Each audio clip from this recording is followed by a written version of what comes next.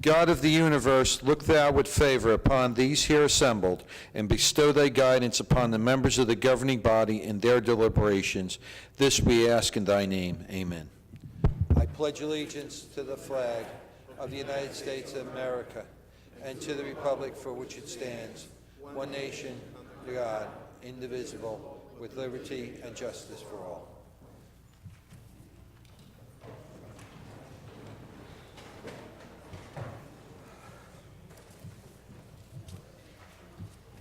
Welcome everybody to this beautiful sunny day.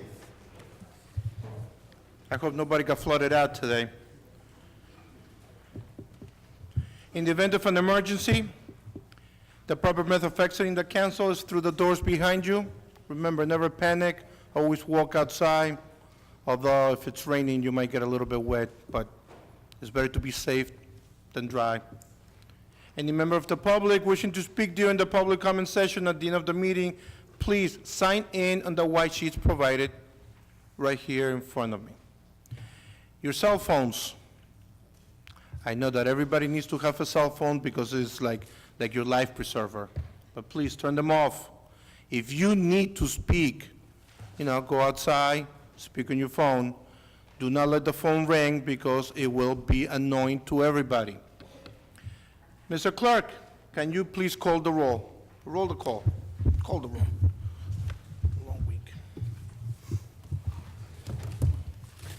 Mrs. Ormond. Here. Javik. Here. Brown. Here. Mohammed. Here. Cosby. Excuse? Roman. Present. Strano. Here. Yamakaitis. Here. Medina. Here. Hickey. Here. Mr. Alvarez. Here. I need a motion to approve the minutes of the August 21st, 2018 regular meeting. Council President, I move for approval of the minutes of August 21st, 2018, and ask for request a second. Second. Mrs. Ormond. Yes. Javik. Yes. Brown. Yes. Mohammed. Yes. Roman. Yes. Strano. Yes. Yamakaitis. Yes. Medina. Yes. Hickey. Yes. Mr. Alvarez. Yes. We have some presentations this evening. Mayor Armstead, can you please come to the front? And I would like to ask Officer Daniel Hemingway, please come forward. Any relations to the writer? Okay, just asking. Oh yeah, Chief Hart too, I forgot.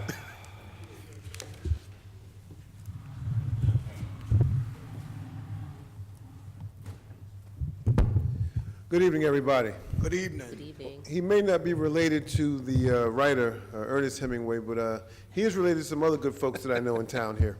I didn't know who he belonged to until today, earlier today, when his aunt came and said, that's my nephew. He comes out of the Vanditto family, a family I've known God knows how long. I mean, we played Pop Warner football together, your uncle and I. Your grandfather was one of the active members of the PAL. Back when every dad and mom was involved in the PAL. You couldn't, Tiger Stadium was always full on Sunday morning Pop Warner days because everybody in the city was there. So we've got some very good memories with your family, and we're just honored and delighted to be able to present you with this award.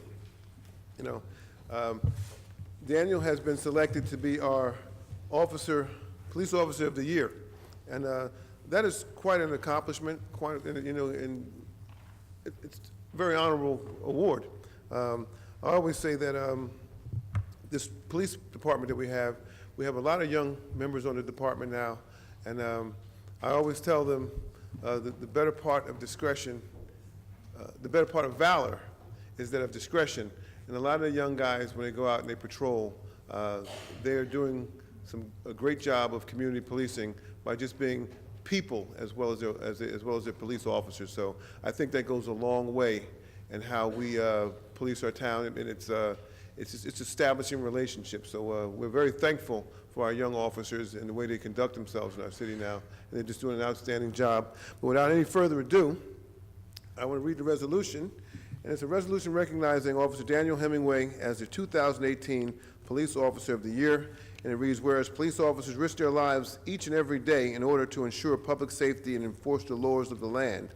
and whereas Daniel Hemingway joined the City of Linden Police Department in 2015 and dedicated himself to protecting and serving the residents of Linden, its neighborhoods, schools, and families.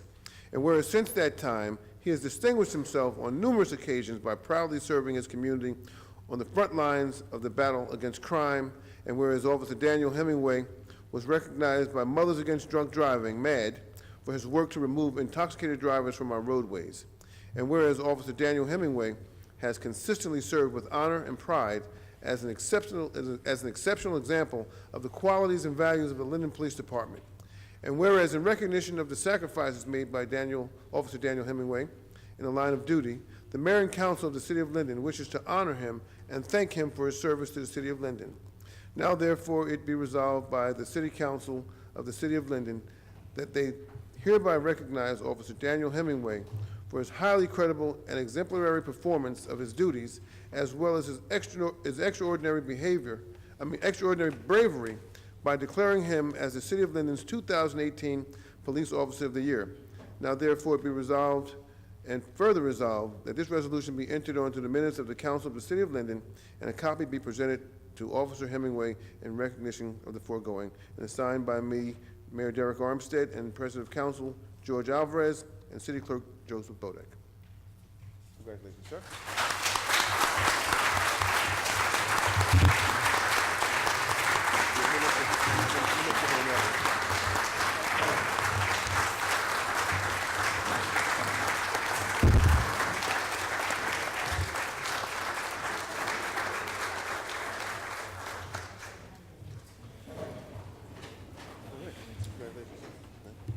Oh, this goes with you too. Let's close it up.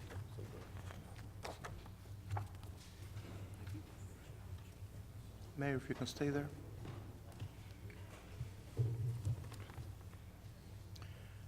Next presentation is for the General Pulaski Memorial Parade.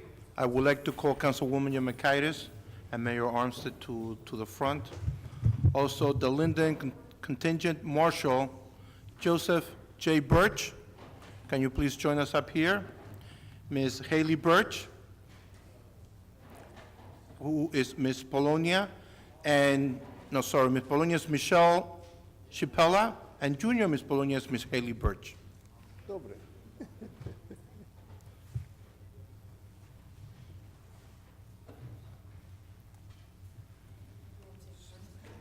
Well, you know what? I'll start off. Where is she?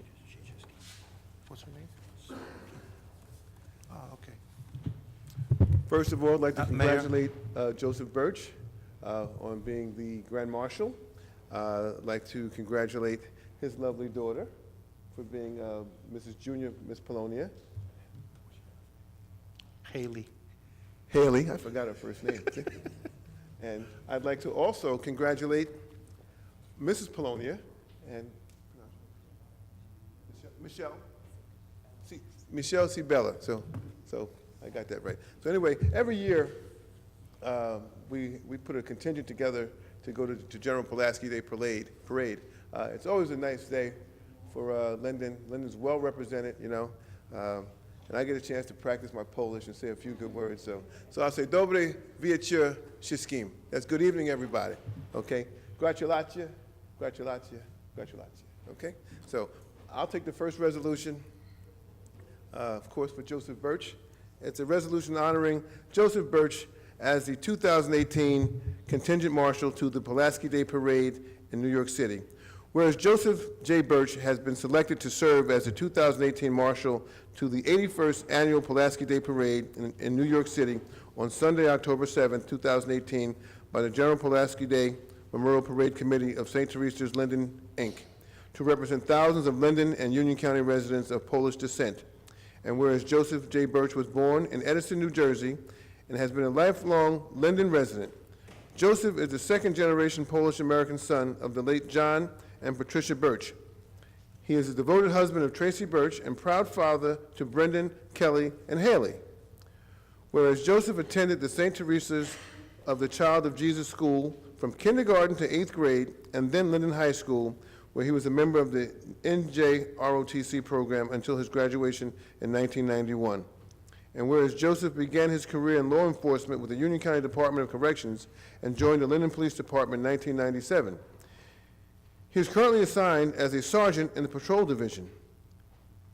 He has also worked as a patrolman, training officer, school resource officer, and a juvenile detective. Whereas it is proper and fitting that Joseph J. Birch be recognized for the honor bestowed upon him to represent the city of Linden and its Pulaski Day Parade contingent at the 81st Annual Parade in New York City. Now therefore be resolved by the mayor and council of the city of Linden that they do hereby congratulate Joseph J. Birch on being selected as the 2018 Linden Pulaski Parade Marshal and thank him for long and dedicated service to the Polish-American community. And be it further resolved that this resolution be entered into the minutes of the council of the city of Linden and a copy be presented to Joseph J. Birch in recognition of the foregoing.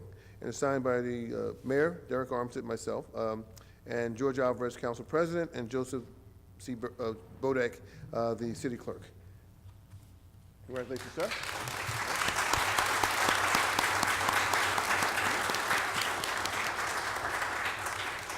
I'll let my colleagues present the others.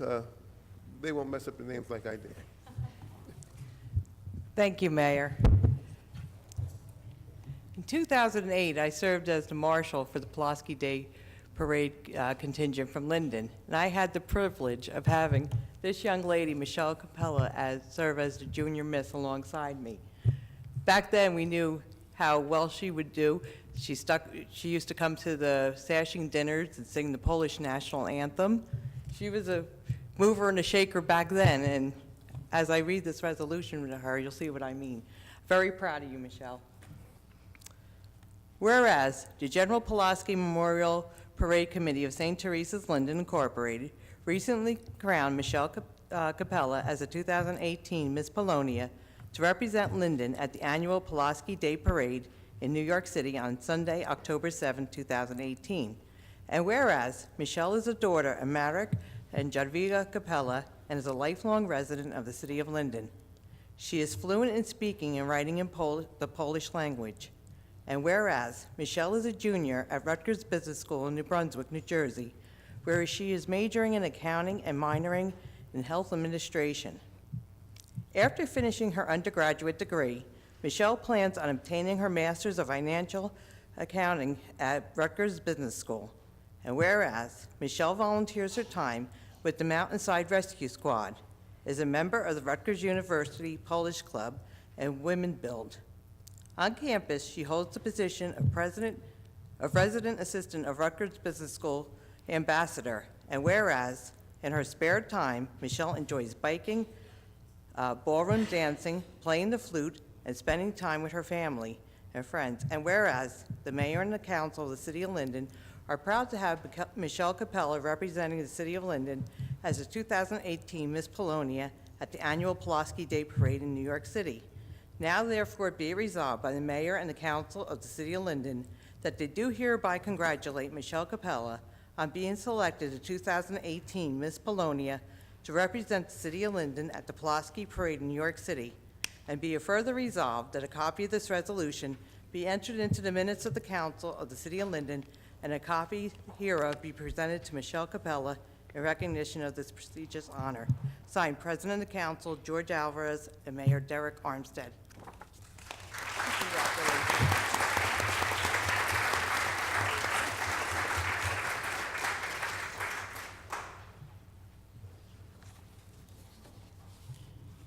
Well, I'm really honored to be here tonight, and I can't believe I'm reading this to a very special person.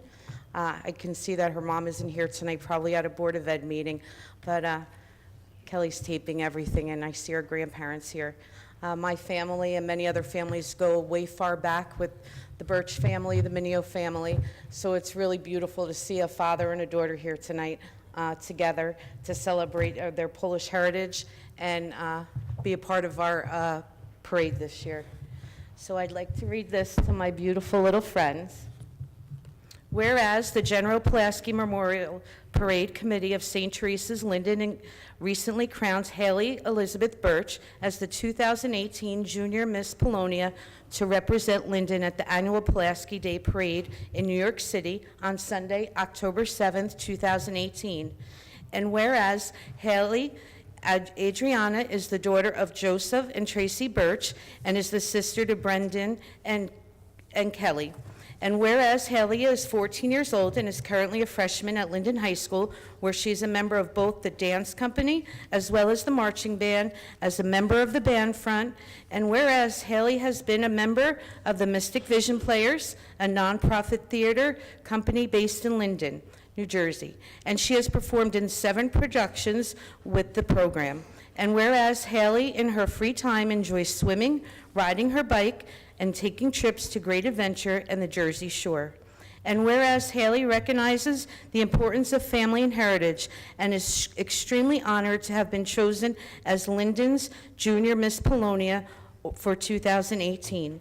And whereas the mayor and council in the city of Linden are proud to have Haley Elizabeth Birch representing the city of Linden as the 2018 Junior Miss Polonia at the annual Pulaski Day Parade in New York City. Now therefore be it resolved by the mayor and council of the city of Linden that they do hereby congratulate Haley Elizabeth Birch for being selected to 2018 Junior Miss Polonia to represent the city of Linden at the Pulaski Parade in New York City. And be it further resolved that a copy of this resolution be entered into the minutes of the council of the city of Linden, and then a copy hereof be presented to Haley Elizabeth Birch in the recognition of this prestigious honor. Signed by Mayor Derek Armstead, Council President George Alvarez, and City Clerk Joseph Bodak.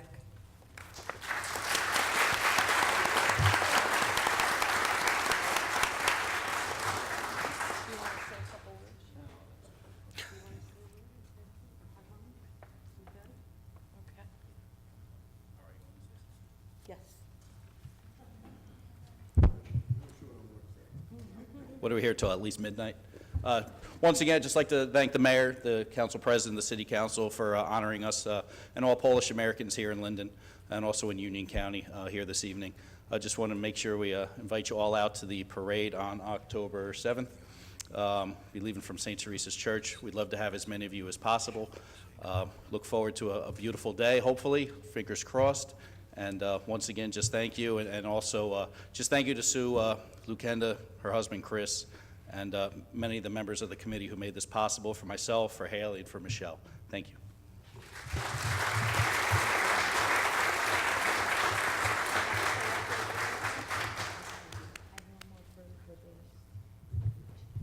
Hold on a minute. I would like to introduce Mrs. Sue Lukenda.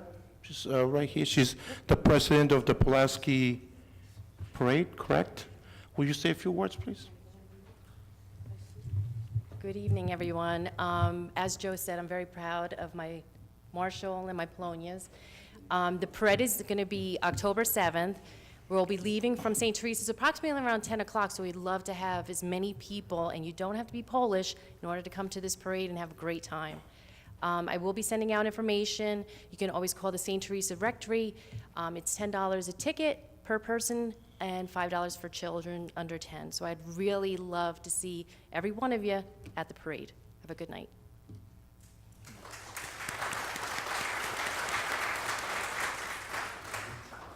Okay. In front of the podium?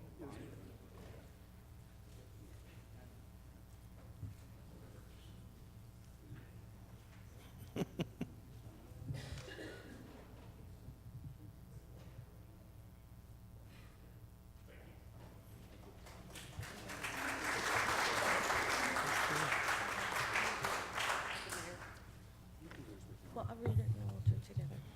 At this time, I would like to call Ms. Tina Soshi of La Dance Studio. She's playing up for dance. She's retiring. From the dance? From the dance studio. Tina, do you want to bring your husband up with you? You can bring them up. Oh, he's like, it's your moment. The husband's saying it's her moment. Well, a few weeks ago, I received a phone call, and it was regarding this wonderful woman who I don't think we've met before. Are you Gretchen? I'm Gretchen. We've talked. We've talked. We've probably talked about fundraisers and things. So, but I do know through many friends and acquaintances and being involved in school that this is a wonderful person who has been extremely influential and a mentor to many, many girls and boys. I'm not going to leave them out, in our city. She's had many accomplishments, and I'm really honored to be up here with the mayor today to say a few words about her that came from your friends and people you worked with, because they think the world of you. So it's nice that they're all here today and gathered together. Whereas in 1978, Miss Tina Sochi's lifelong dream came true when she opened the doors as the founder of Linden Dance Studio in Linden, New Jersey. And whereas Miss Tina has dedicated the last 40 years of her life to her many students, teaching not only the love of dance, but the importance of self-respect. Dance teachers have the opportunity to make a difference in lives of young people and instill a passion for their art in the next generation of dancers.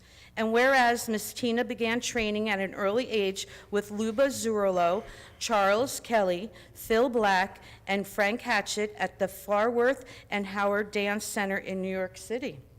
Whereas Miss Tina was certified by the Dance Educators of America in 1977 and has been a member of both the Professional Dance Teachers Association and Associated Dance Teachers of New Jersey since 1986.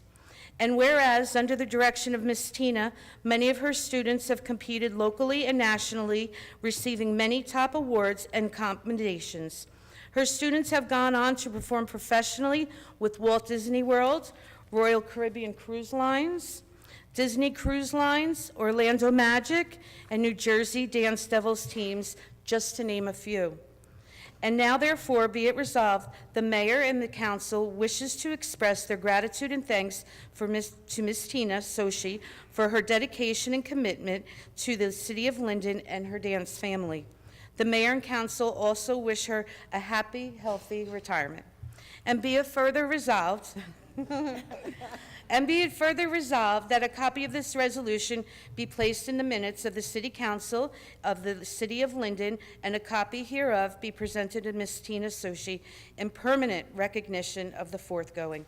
Signed, Mayor Derek Armstead, Council President George Alvarez, and City Clerk Joseph Bodak. Do you want to say a couple words before you?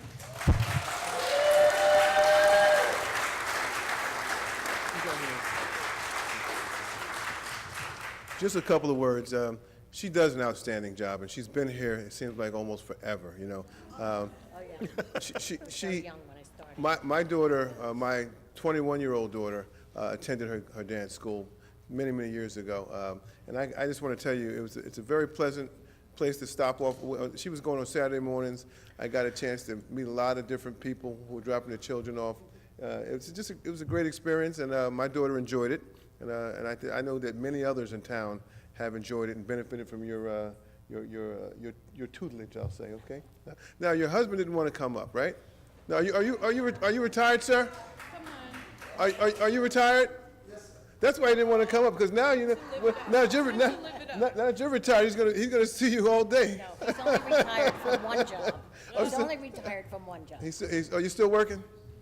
Well, you're gonna have to now that she's retired. You're gonna want to get a second job. No, congratulations to you both. You're blessed to have such a wonderful wife who's always giving back to our community, and that is so important. It really is, you know.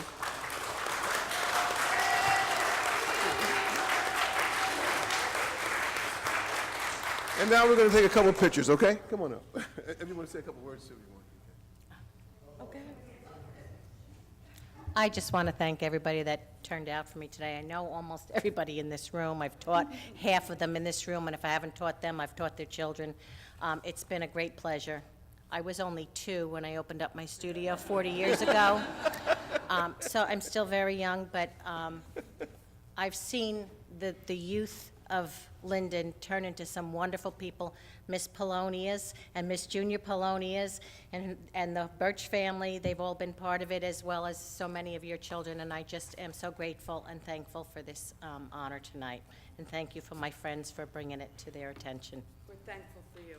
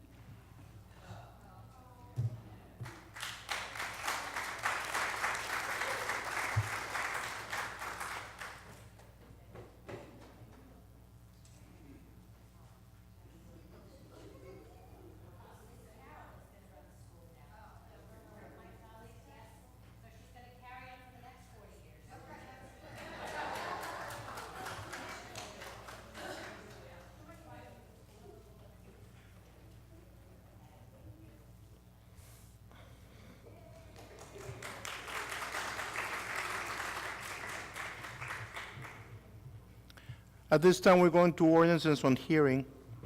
We have an ordinance table from last month, 6258. We are being held for further consideration.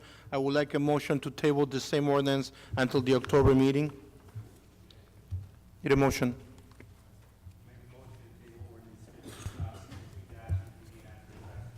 Second. Mrs. Ormond? Yes. Javik? Yes. Brown? Yes. Mohammed? Yes. Roman? Yes. Strano? Yes. Yemakaitis? Yes. Medina? Yes. Hickey? Yes. Mr. Alvarez? Yes. The second one, 6259, an ordinance is being removed from consideration, and I will ask for a motion, please. An ordinance, I'm sorry, go ahead. 6259, a motion to remove it. Anybody? So moved. Second. Mrs. Ormond? Yes. Javik? Yes. Brown? Yes. Mohammed? Yes. Roman? Yes. Strano? Yes. Yemakaitis? Yes. Medina? Yes.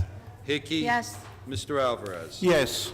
Before we continue, please, everybody take a deep breath, wake up, and let's move on. Okay, ordinance on hearing 6263. Mr. Porter, can you please read that? An ordinance to amend and supplement Chapter 2, Administration of an ordinance entitled, An Ordinance Adopting and Enacting the Revised General Ordinances of the City of Linden, 1999, passed November 23, 1999, and approved November 24, 1999, and as amended and supplemented. Add new section 2-13.15 as follows, fire watch work. Has the ordinance been properly published and posted? Yes, sir. Any communications received? No, sir. Anybody wish to speak on this ordinance? May I have a motion, please? Council President, I make a motion to close the hearing on ordinance number 62-63 and request a second. Second. Mrs. Ormond? Yes. Javik? Yes. Brown? Yes. Mohammed? Yes. Roman? Yes. Strano? Yes. Yemakaitis? Yes. Medina? Yes. Hickey? Yes. Mr. Alvarez? Yes. Mr. Porter, can you please read 6264? Bond ordinance providing an appropriation of $430,100 for the acquisition of various items of capital equipment for the Department of Public Works and authorizing the issuance of $408,595 in bonds or notes of the city for financing part of the appropriation. Has the ordinance been properly published and posted? Yes, sir. Any written communications received? No, sir. Does anybody want to speak on this ordinance? May I have a motion, please? Council President, I wish to close the hearing on ordinance number 62-64 and request a second. Second. Mrs. Ormond? Yes. Javik? Yes. Brown? Yes. Mohammed? Yes. Roman? Yes. Strano? Yes. Yemakaitis? Yes. Medina? Yes. Hickey? Yes. Mr. Alvarez? Yes. Mr. Porter, can you please read 6265? An ordinance amending Chapter 7, section entitled Parking Prohibited at All Times on Certain Streets, Section 7-10, Parking Prohibited at All Times on Certain Streets. Add West 15th Street, both sides, 60 feet west from the curb line of Southwood Avenue, East Linden Avenue, south side, 100 feet west of Ashton Avenue, and 50 feet east of the curb line. Has the ordinance been properly published and posted? Yes, sir. Any written communications received? No, sir. Does anybody want to speak on this ordinance? May I have a motion, please? Council President, I make a motion to close hearing on ordinance number 62-65 and request a second. Second. Mrs. Ormond? Yes. Javik? Yes. Brown? Yes. Mohammed? Yes. Roman? Yes. Strano? Yes. Yemakaitis? Yes. Medina? Yes. Hickey? Yes. Mr. Alvarez? Yes. Mr. Porter, can you please read 6266? An ordinance to amend and supplement Chapter 7, Traffic, of an ordinance entitled, "An Ordinance Adopting and Enacting the Revised General Ordinances of the City of Linden, 1999, passed November 23, 1999, and approved November 24, 1999, and is amended and supplemented, that Chapter 7, Traffic, shall be and the same is hereby amended as follows: 7-33 Handicap Parking Regulations, 7-33.1A Handicap Parking on Street, add 503 Rosewood Terrace, one space." That's it? That's it, sir. Oh, boy. Has the ordinance been properly published and posted? Yes, sir. Any written communications received? No, sir. Does anybody want to speak on this ordinance? May I have a motion, please? Council President, I give a motion to close the hearing on ordinance number 62-66 and request a second. Second. Mrs. Ormond? Yes. Javik? Yes. Brown? Yes. Mohammed? Yes. Roman? Yes. Strano? Yes. Yemakaitis? Yes. Medina? Yes. Hickey? Yes. Mr. Alvarez? Yes. Mr. Buda, can you please read 6267? An ordinance amending Chapter 7, Section 16, entitled Parking of Trucks, Section 1, that Chapter 7, Traffic, Section 7-16, Parking of Trucks shall be, and the same is hereby deleted in its entirety and replaced with the following: 7-16, Parking of Trucks and Trailers. Has this ordinance been properly published and posted? Yes, sir. Any written communications? No, sir. Anybody wants to speak on this ordinance? May I have a motion, please? Council President, I'd like to make a motion to close the ordinance on, close the hearing on ordinance number 62-67 and request a second. Second. Mrs. Ormond? Yes. Javik? Yes. Brown? Mohammed? Yes. Roman? Yes. Strano? Yes. Yemakaitis? Yes. Medina? Yes. Hickey? Yes. Mr. Alvarez? Yes. Mr. Buda, can you please read 62-68? An ordinance to amend and supplement Chapter 7, Traffic, of an ordinance entitled, "An Ordinance Adopting and Enacting the Revised General Ordinances of the City of Linden, 1999, passed November 23, 1999, and approved November 24, 1999, and as amended and supplemented. Delete Section 7-15.1, Parking Decals in its entirety. Add Section 7-15.1, Parking Details." Has the ordinance been properly published and posted? Yes, sir. Any written communications received? No, sir. Anybody wants to speak on this ordinance? Council President, Yes, sir. we're just checking with the locations of these parking decals. I think, are these the parking decals in the 3rd Ward? Hussa, East Price, East Blanky Street? I want to be clear on what streets that these cover. I believe this was a plan put together by the police department, revising the parking decals and parking requirements in certain sections of the city that are listed in the ordinance. Okay, so I stopped because this ordinance is very broad. If you look at it, it doesn't talk about what streets. There's probably, I want to say maybe 20, 25 streets on here. So, Council President, we're going to have to think of a way to get this out to residents that live on these streets. I believe this was a study that was done around the train station area because there has been phone calls made to myself and to the mayor's office in regards to parking around the train station. So a traffic study was done with the police department, seeing which streets are being impacted by people who are not parking at the train station, but instead on the side streets, which as a result have led to residents not being able to park in front of their residence. So there's a list, if anybody wants to go into the clerk's office to ask if their street is one of them, I would encourage that. But other than that, I think we should post this on the city website to let residents. Councilman, it is under the ordinance section. Okay. Anybody else? May I have a motion, please? Council President, I make a motion to close the hearing on ordinance number 62-68 and request a second. Second. Mrs. Ormond? Yes. Javik? Yes. Brown? Yes. Mohammed? Yes. Roman? Yes. Strano? Yes.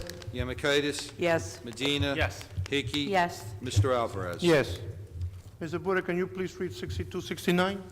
An ordinance to amend and supplement Chapter 7, Traffic, of an ordinance entitled, "An Ordinance Adopting and Enacting the Revised General Ordinances of the City of Linden, 1999, passed November 23rd, 1999, and approved November 24th, 1999, and as amended and supplemented, that Chapter 7, Traffic, shall be, and the same is hereby amended as follows: 7-33, Handicap Parking Regulations, 7-33.1A, Handicap Parking on the Street, add 905 Walnut Street, second floor, one space.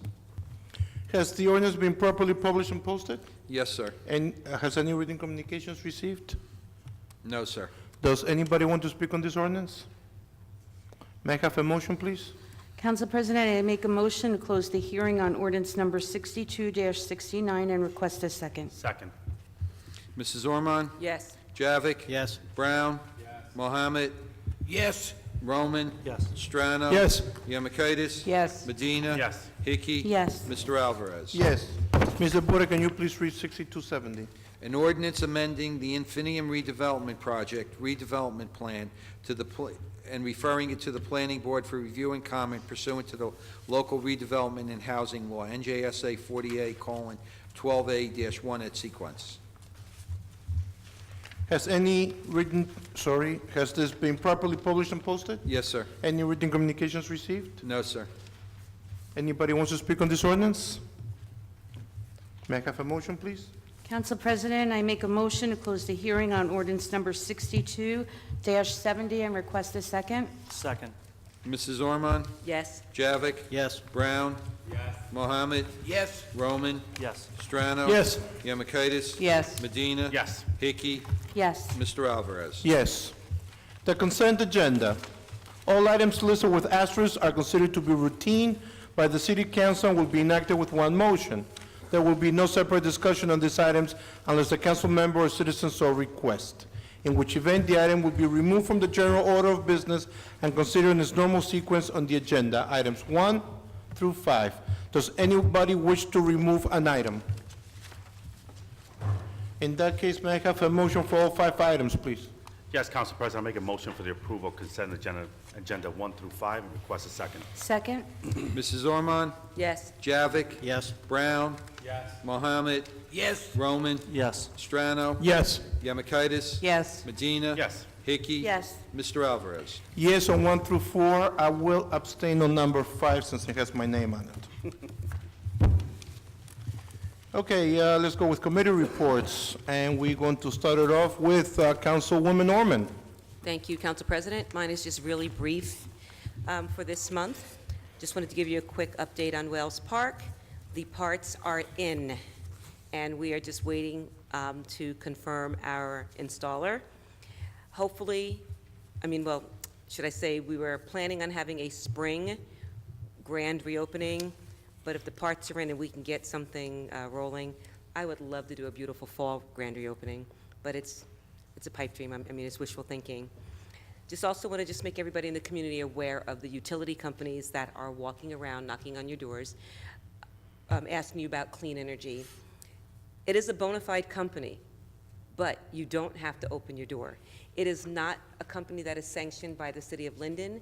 We have not endorsed them. We have not asked them to come and knock on doors on the city's behalf. This is strictly what their business is doing. Under no circumstances do you have to feel compelled to show them your utility bill. You do not have to show them your social security number or share anything with them that you don't want to share. As a matter of fact, I recommend not really giving them any information, and if you would like to do something in terms of saving energy or getting clean energy, you should look up information and make the phone call yourself. You don't have to adhere or to be threatened or intimidated by someone that is coming to your door. I'm also still seeing a lot of bulk garbage on corners and in front of houses when people are moving. I'm just kindly asking you, please don't do that. It makes our neighborhoods look awful. If you are moving, you pretty much know at least a week in advance. No one closes and say, we're closing tomorrow, let's get the stuff out. You have a little bit of time. All you have to do is just give me a call, 908-370-6482. I will be more than glad to call Department of Public Works on your behalf and schedule something for you. Just please, just do not drag it out to the curb. Also, I would like to remind everyone that not this Saturday coming up, but the following Saturday is our annual September to Remember. I'd like to see everybody from the First Ward come out and have a great time. We're going to have rides, food, all different vendors, different types of booths, and it's just a great opportunity for everyone to get together and have a wonderful time. We have some dying trees that are in our neighborhood. Trust me, we are going to get to them. The list is over 200 trees long, and we are getting to them in order of priority. Those that are dangerous will be addressed first, followed by those that are just dying and ugly. And then we will eventually get to the stumps, so please be patient. Safety is the first priority. If there's a tree that looks like it might topple over in a windstorm or it has dangerous branches falling, those are the ones that we are addressing as a priority. And just once again, just remember, our kids are back to school. They've been to school for the last 2 weeks. Please continue to be mindful of the children. Slow down, stop at stop signs. Just please be careful. And that's it. That ends my report. Thank you. Thank you, Councilwoman. Councilman Javik? Yes, I'd like to first start off with the Budget Review and Finance Statement for September 18th, 2018. Approval is requested for the following finance actions. Number one, the payment of bills totaling $1,984,204.01. Bills have been signed by the Mayor, Council President, and Finance Chairman, and a detailed check register and vouchers are on file in the Clerk's office. Number two, we are in receipt of the investments made by the City Treasurer for the month of August at the rate of 2.75%. That's a really good rate. Thanks, CFO. I move for approval and ask for a second. Second? Mrs. Ormond? Yes. Javik? Yes. Brown? No. Mohammed? Yes. Roman? Yes. Strano? Yes. Yamakitis? Yes. Medina? Yes. Hickey? Yes. Mr. Alvarez? Yes. Okay, and continuing. Ladies and gentlemen, this weekend, the Rolling Thunder Motorcycle Ride will be organizing at Warnaco Park at 8 a.m. to bring awareness to the POWs and MIAs that they are not forgotten. The ride will go down St. George Avenue toward Rawway around 11:30 and 12:30 p.m., so be prepared for road closures. As First Ward Councilwoman said, Saturday, September 29th, 11 a.m. to 8 p.m., Mayor Derek Armstead and the Linden Cultural and Heritage Committee present the September to Remember Street Festival. This is going to be our biggest event of the year. It features a classic car motorcycle show, music, food, contests, carnival rides, and vendors. This will be even larger than last year, so I hope to see you all there. In our second ward, on the corner of Brook and Knopf, we have created a temporary drop-off spot for firewood. These are hardwoods and will be fireplace size, but will need to be split. A lot of them are large at this point, but they're breaking them down a little bit for you. This is available to all Linden residents, and it's free. We used to drop off in people's driveways, but we're going back to the program, but we're just keeping it in one area now. Also, city trees and stumps have been getting done. If you're on the list for a tree trim, please be patient. You're not on the list. If you're not on the list, contact me. I've been getting a lot of reports in the ward also for unleashed dogs. Please, for everyone's safety, especially for your pet, use a leash before a problem is created. As I had mentioned last month, please remember to lock your car doors. Don't make it that easy for the criminals. We're getting a handle on car break-ins, but we still need everyone's help. And also, feel free to reach out to me with any concerns or issues in the second ward or the city. I can be reached at 908-494-4608, or my email is bjavick, Javick, at linden-newjersey.org. Council President, end of report. Thank you, Councilman. Councilman Brown? Yes, all right. So I'm going to be quick as well. For the third ward, I just want to go over the streets that this does affect the parking decal, because this is something that's been asked for a lot. East Blanky Street from Northwood Avenue to Maple Avenue, Husser Street from Maple Avenue to East Blanky Street, East Price Street from Wood Avenue to Roselle Street, East Elizabeth Avenue from Northwood Avenue to Todd Place, Ziegler Avenue from Elizabeth Avenue to Roselle Street, and Luckland Place, the entire length. and East Blanky Street from Northwood Avenue to Maple Avenue. Oh, wait, I said that one already. And Todd Place, entire length. So I will be sending out letters to residents on these streets as well, trying to get it out there as much as possible, because I understand that traffic is an issue as well as parking in many parts of our city. Like I said, there's other streets that are listed on here as well. We mentioned September to Remember. It is a festival coming up. There's a couple of things I've been working with the mayor on, as well as with our CID district, that we're doing this year that we didn't have last year. This year, we will be having a Liberty Science Center coming back that would be at the promenade for the kids, for activities. CID will be doing free pictures. We hired a company to come in to do these pictures where your face gets imposed on these different type of magazines. We're trying to be a little bit more community-based events that we're trying to do. We're also trying to get some of our restaurants to eat downtown, to offer tables in our downtown during that time. So you're going to see Ordinance on here waiving a fee, because what we're trying to do is encourage more eating outside through our restaurants. So that's something that we're working on as well. During September, remember, there are another 1 or 2 booths working with the mayor's office that we're doing geared towards children, and I know that the recreation department is working on something towards seniors as well. So I'm hoping that this year will be a little bit different. And are we doing anything for Municipal Alliance? All right, so the Municipal Alliance and the Mayor's Youth Commission, we're doing tables as well. So hopefully, with the good turnout that we have here, people will take advantage of some of these tables that are out there and the information that's being put out there as well.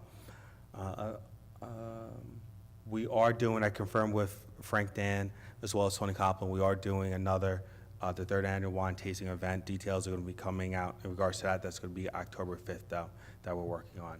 Other than that, that's all I have. End of report. Thank you, Councilman.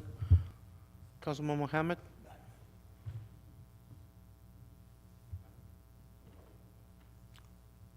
Oh, sorry. Councilman Roman?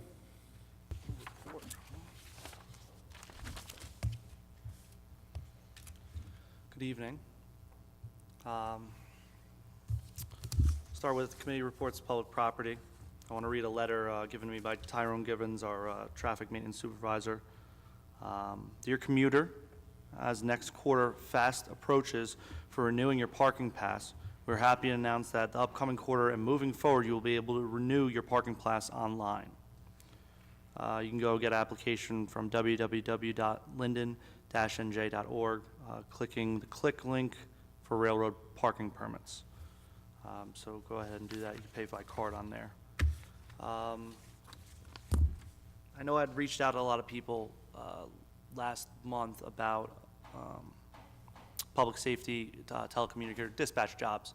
You can go to the clerk's office and get an application, or you can go online to civil service. The application is also up on there.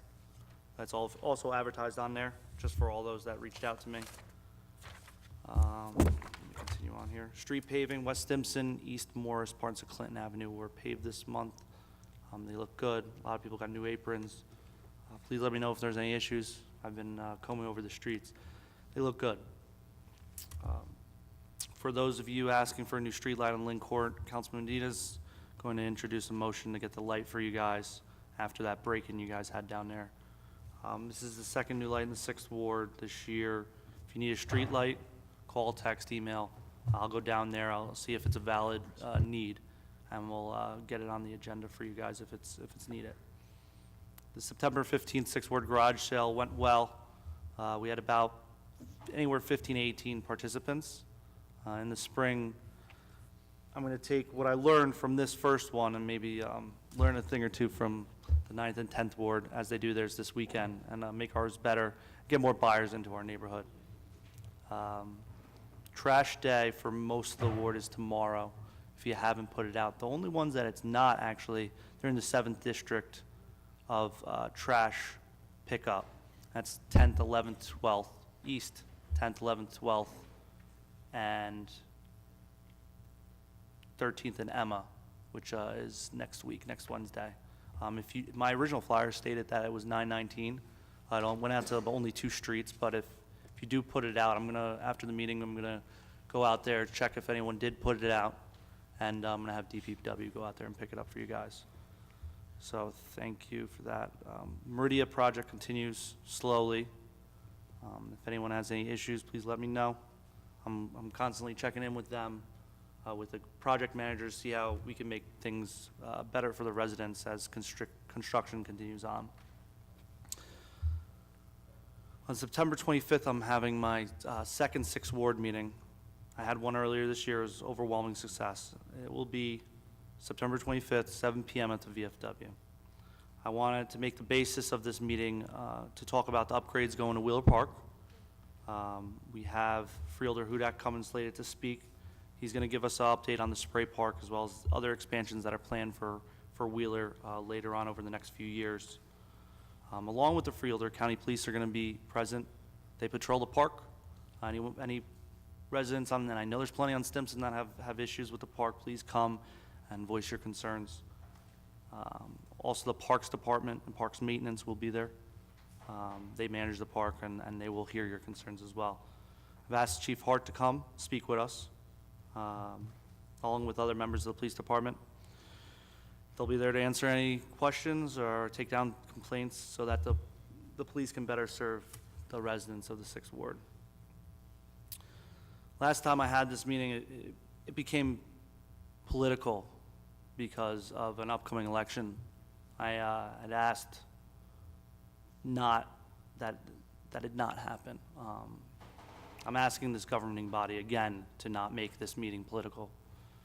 This meeting's about, instead make it about the taxpayers who are looking for the best bang for their dollar, for the tax dollar. That's what this meeting is about. It's not about an election. It's about the people speaking to their elected officials on multiple levels of government and those officials finding solutions to their real problems. This is why they hired me, and I ask all of you on this governing body to respect that. And bring some pizza too, and some drinks if you guys want to come. 6 Warders. September, remember everyone's mentioned it's September 29th. The pizza contest, I believe the pizza contest will be 1 p.m. We got a prevalent 6 Warder, as I mentioned last month, sitting in the audience, and he's going to be looking to defend his title. Councilwoman Michelle Yamakais is going to be up there with me. It's always a good show. A lot of people come and stand and wait for it, and it's really an awesome sight. So if you are at September, remember, please come down to the stage during that time.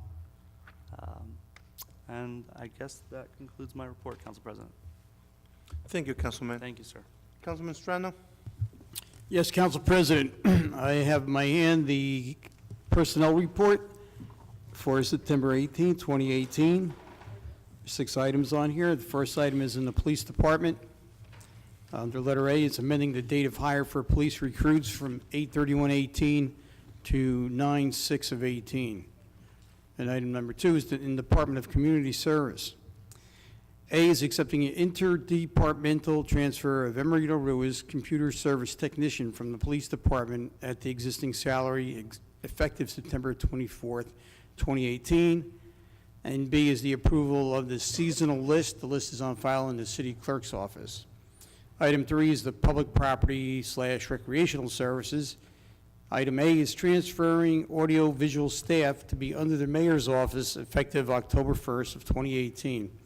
And B is the accepting the resignation in good standing of Heron Anderson effective September 25th of 2018. Item C is approval of the seasonal list. The list is on file in the city clerk's office. Item 4 in the municipal court under A, approval to hire Dana Bernardo and Luz Rosas as part-time clerk 1, paid for out of the POAA account effective September 24th of 2018 at the hourly rate of $18 an hour, not to exceed 19 and a half hours per week. Item 5 in the Treasury, the hiring of Daniel Sobolewski as a full-time clerk at the annual salary of $34,548, effective September 24th of 2018. Item number 6 in the Personnel, the appointment of Susan Scott Braxton as an affirmative action officer with an annual stipend of $5,300 that will be prorated effective September 1st of 2018. Item B is the FMLAs for employee ID number 006025, which will be intermittent from 7/23 18 to 6/25 of 19. Employee ID number 9091781 from 9/5/18 to 12/5/18. Employee ID 000689, intermittent from 8/15/18 to 8/14/19. Employee ID number 908972, from 9/17/2018 to 10/21 of 18. Employee ID number 909412, intermittent from 7/1/18 to 6/30 of 19. Employee ID number 909514, from 7/27/18 to 9/10 of 18. At this time, we've had the practice of asking if there was any questions on the report, but I was advised by the city attorney that this may not be the case. Excuse me, thank you. That is correct, Councilman. As everybody is aware, the Open Public Meetings Act allows you as a body to go into executive session to discuss personnel matters. We've done that last night in executive session. We also did that this evening. It's my preference that as to the items on the personnel report, that you indicate your vote, yes or no, but that there be no discussion on the actual individual or individuals on the report. Okay, thank you, City Attorney, for the, appreciate the clarification. So at this time, I'm going to ask for a motion. I'm going to move for approval of the report and ask for a second. Second. Mrs. Ormond? Yes. Javik? Yes. Brown? Yes. Mohammed? Yes. Roman? Yes. Strano? Yes. Yamakaitis? Yes. Medina? Yes. Hickey? Yes. Mr. Alvarez? Yes. Okay, going to my community report.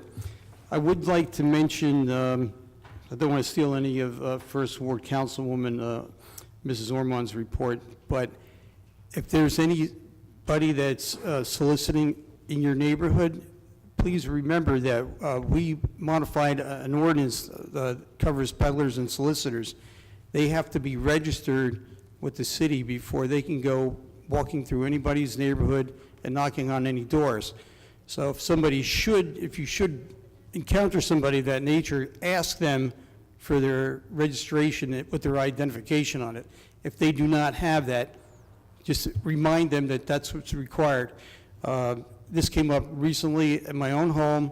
My wife's been paying attention probably better than I have, but she had somebody come to the door, and that was the first thing she said, "Where is your city registration?" They didn't know what to say to her, and they put their tail between their legs and they left the neighborhood. I don't know if they went anywhere else in Linden, but at least they're aware that people are, educated with the fact that these people that are going to be soliciting need to have registration in the city of Linden. If they don't have that card, tell them, and you don't have to speak to them any other further, but just to let them know that they cannot do what they're doing unless they can prove that they have registered with the city clerk's office. I want to mention that we're going to be holding a community meeting on September 25th, which is next Tuesday. This meeting is hosted by the Tremblay Point Civic Association. It's going to be held at the 7th Ward Rec Center at 7 p.m. The 7th Ward Rec Center is Tremblay Point Road, Main Street. The main topic of discussion is the flood control project that's been ongoing. It involves all of the rain gardens that some of you may have seen if you've been in the area where the PAL fields are, and also by the rec center. And this is tied in primarily with the Blue Acres program. That's where most of the funds are coming from. Not from Blue Acres, but it's the Blue Acres properties. There was a grant that was secured by Rutgers University. They're working hand in glove with the Phillips 66 people to enhance the neighborhood and try to hold back some of the rainwater that's been infiltrating the neighborhood. We do get some flooding when we get heavy rains there, and if you were ever in that area, you could see Beano Pond overflowing. You could see water running off from the PAL fields. You can see the bank run fill, the stream of the muddy water cutting across the parking lot, and they're trying to hold back and try to recharge the aquifer there. and this is something that's done in an environmental sense. The rain gardens are being installed by a company called Enviroscapes. They're going to have a representative at this meeting. There's going to be representatives from the National Fish and Wildlife Federation, people from Rutgers, and our own engineer, Joe Kroback, will also be there. Phillips 66 Community Representative Nancy Sadline will be there. They'll be explaining what their plans are for the properties that haven't been touched yet, which are where all the houses that were flooded during the Sandy storm were taken down. It's pretty amazing undertaking, and they're putting a lot of money into our community. And also, our DPW will be represented there as well. Moving on, the quiet zone, the railroad crossing at Lower Road, we've hit a minor glitch with that establishment there. The delay is minor. It's just a paper pushing amendment. We should be waiting maybe another 2 weeks for that to finally be established, and the trains will no longer be, sounding their whistles.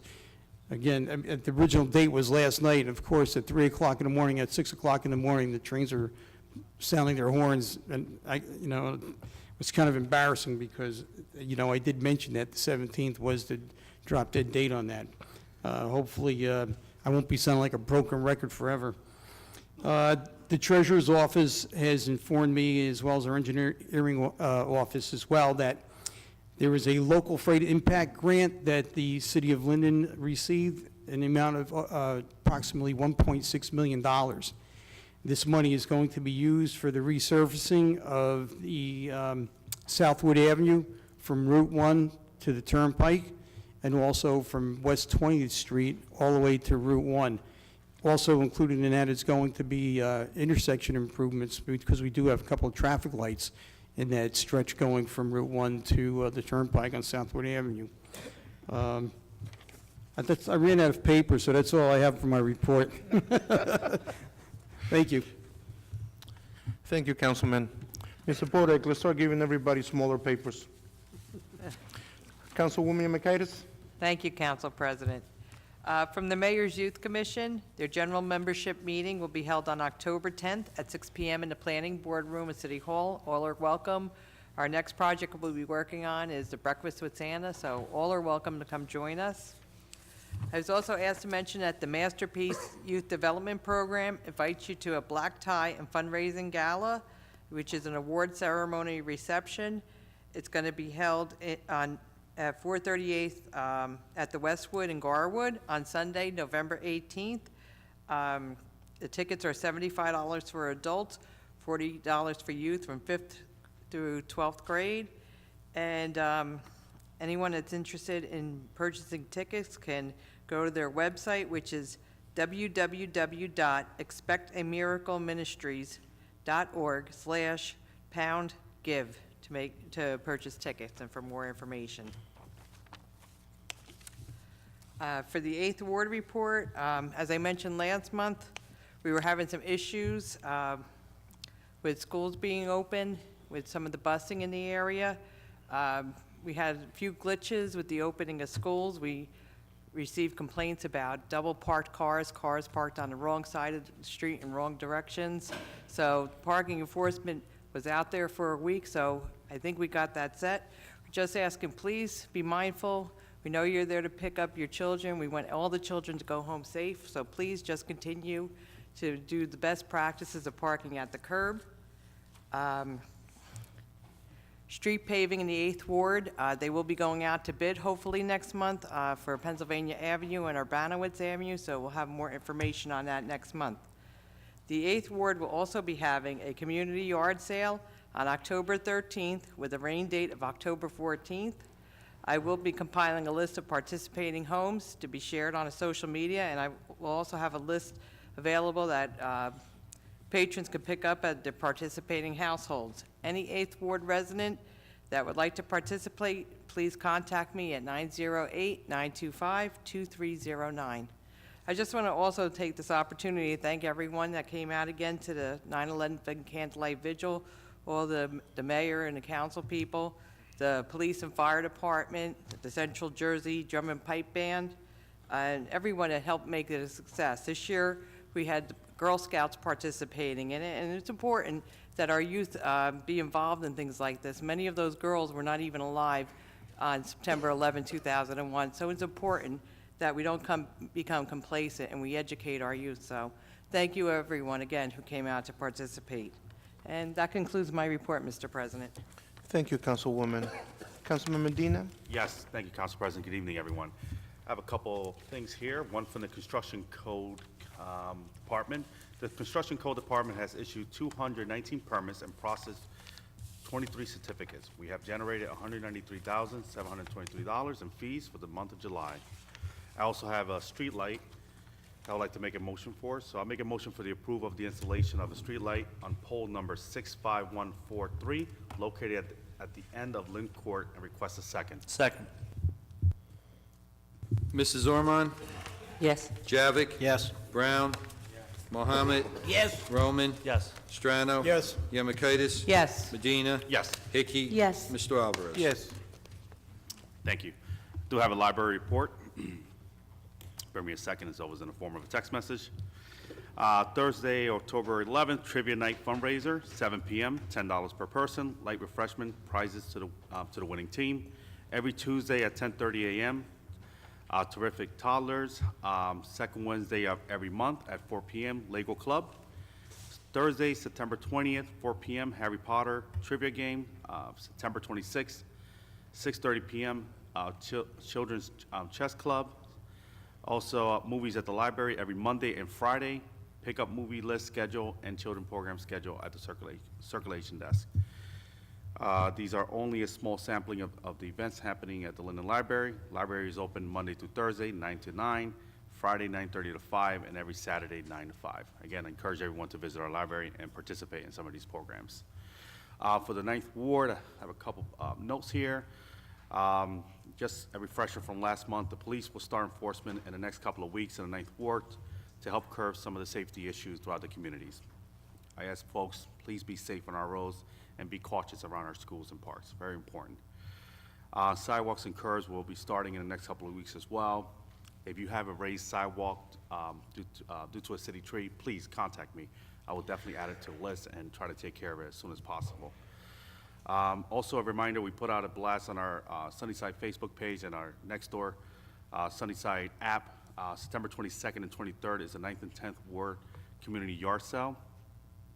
Please email myself or Councilwoman Hickey with your address if you are interested in participating. We create a virtual map, and we also print out that map that we hand out to all the households, so that way when folks are shopping around, they also receive a document with all the addresses that are participating. So it's very successful. We do it at least twice a year, and it goes off without a hitch. It's awesome. Also, Councilwoman Hickey and we're going to be putting a date for a community meeting in early October, so please keep an eye out, again, on our Sunnyside Facebook page or the Nextdoor Sunnyside app. I encourage folks to check out those two channels that we have available. And anyone ever want to get a hold of me, my cell phone is 908-986-6100, or you can email me at amedina@linden-nj.org. That completes my report. Thank you. Thank you, Councilman. Councilwoman Hickey? Good evening, everyone. First, I'll start off with a report from the city clerk's office. They had a total number of 93 total transactions with a city revenue of $3,926.60 and a state revenue of $800. From the fire committee, let's see, the ambulance reimbursement systems for the Linden Fire Department ambulance billing, the amount of $54,283.35 was received and has been deposited for August of 2018, totaling for the year $555,570.06. I also want to add that that has been quite a substantial jump since last year, and I just want to commend all the firemen for their hard work. Also, our fire department will be holding their annual fire prevention night. It's going to be on Friday, October 5th, from 5 to 8 p.m. Wood Avenue will be closed down in front of City Hall. They will be having their raffles and fire engines, the ladder trucks, the smoke trucks, lots of giveaways. The police department will be there, Linden OEM. It's a fun thing on a Friday night when it just starts getting cooler out. The children are able to ask any questions they have and climb on all the trucks, and hopefully we don't have any fires like previous years where everybody had to leave. But they do a really great event, and I still remember from when I was a little girl that I attended. As far as my report goes, I just wanted to touch on the solicitors again, because I received a few emails. The actual solicitors that are going around about these solar panels right now, they're actually saying that the city of Linden is sending them out to give them the best rate. And people, there are many residents that, do believe them. So please speak to your neighbors. Tell them that the city will not be sending anyone out from City Hall to tell them about to discuss their electric. And like they said, if you don't have a badge on, you can always just call the police. The police will respond and make sure things are taken care of. It's starting to get a little out of hands, and I think people are very leery with issues going on, so please call if you see something. That's why our police department's there, and they as well have been wonderful. Shortly, I know it was already approved and the bid went out. We will be getting our streets paved in the 10th Ward. We're looking at Amherst Road, Edgewood Road, Forest Drive, Princeton Road, and Verona. I wish we could pave more roads. I know many of them are very, very bad. We can only do what we're budgeted for. We're fortunate enough this year for all of us to get we budgeted an extra $50,000 for each ward. And, we really try hard to make a best of it working with the city engineer. Councilman Medina mentioned about the garage sale this weekend. Please text me. I'm going to give my cell phone number because it's easy for me to do it that way too. 908-347-4548. The deadline will probably be Thursday morning that you are actually on our map and our list. You could still participate, but if we don't hear from you probably by Thursday, you won't be on the list that we'll be handing out to residents. Councilman Medina and we try to get out early that morning and hand them out to the houses that are having garage sales. I know there's many trees and trimmings and many, many people are waiting. The list, and even beginning when I started on councilwoman, I know there was many trees on the list. People were waiting 8 years and 5 years. Please, if your tree hasn't been addressed yet, please just text me or email me so I can just confirm that you're on the list. We received a list a few weeks ago from DPW, and there were a lot of them. So I just want to compare and make sure I have everybody down. It doesn't mean that they're going to be there next week because the list is lengthy, but I do know they're trying their best to take care of everything as quickly as they can. On Friday night, there will be the Battle of the Badges at Linden PAL. It's Linden Police Department versus the Union County Sheriff's Department. It is $5 to get in. It starts at 7 p.m. It is rain or shine. It's in memory of Daniel Kaczynski. It's the 10th annual. They will be selling wristbands for $1, keychains for $2, and refreshments as needed. And lastly, I would just like to mention, we have many talented children in the city of Linden. I think I kind of have a special one in the one of many in the 10th Ward. I know there's other children that are singing and moving on with plays and different areas of acting and performing arts. But a friend whose son has been going to school with my son since he was little, Ryan Sautner, is going to be in the Icon 2018 Challenge. And the performance is on September 27th at the Union County Performing Arts Center in Rahway.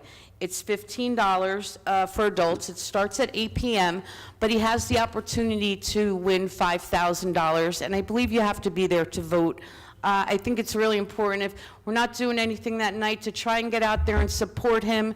And I know he's been working hard and in so many plays and different events around the city. And he's really, really a great kid. So with that being said, I would just like to wish everybody a really good night, and thank you for coming tonight. Thank you, Councilwoman. Mayor? Yes, good evening, everybody. First, I'd like to report on the train station. During the last month or so, we've been working very closely with New Jersey Transit, and you may have noticed that some of the repairs that have occurred there. My office has been in constant communication with NJ Transit, and hopefully they will continue to be responsive as they have been in the last month. With that being said, beginning on or about Tuesday, September 25th, and continuing through October until completion, the ramp on the eastbound platform at the Linden train station will be temporarily closed due to rehabilitation work.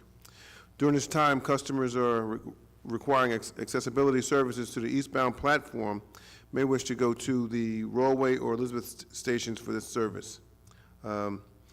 We will hopefully within the next couple of days have more concrete information as to the exact dates that this will occur. We will definitely post the information. Also, as mentioned earlier this evening, Councilman Javik in the Second Ward mentioned that the city will now be designating locations for Firewood. Some years back, the Asian longhorn beetle had struck this town pretty hard, and a requirement from the state and federal government was that we grind all our trees down and actually send it over to the Union County Utilities Authority. We're no longer under that threat, and the cost of getting rid of the wood was astronomical, and we feel that by giving away the wood for firewood will be a significant savings for the city. So again, we're trying to do everything we possibly can to save.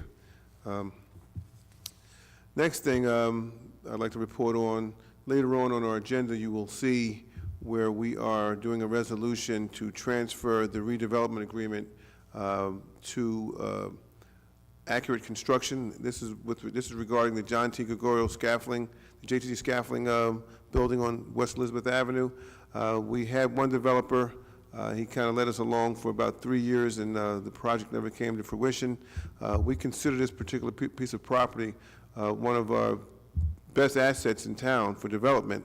So we will be transferring that redevelopment agreement to another company, and we will be monitoring them very closely, and hopefully they will have a shovel in the ground within the next 6 months, or we'll be looking for council to definitely do their due diligence to make sure that this project moves along. Last month, there was some discussion with regards to the Board of Elections, the Board of Education having the elections moved out of the school system.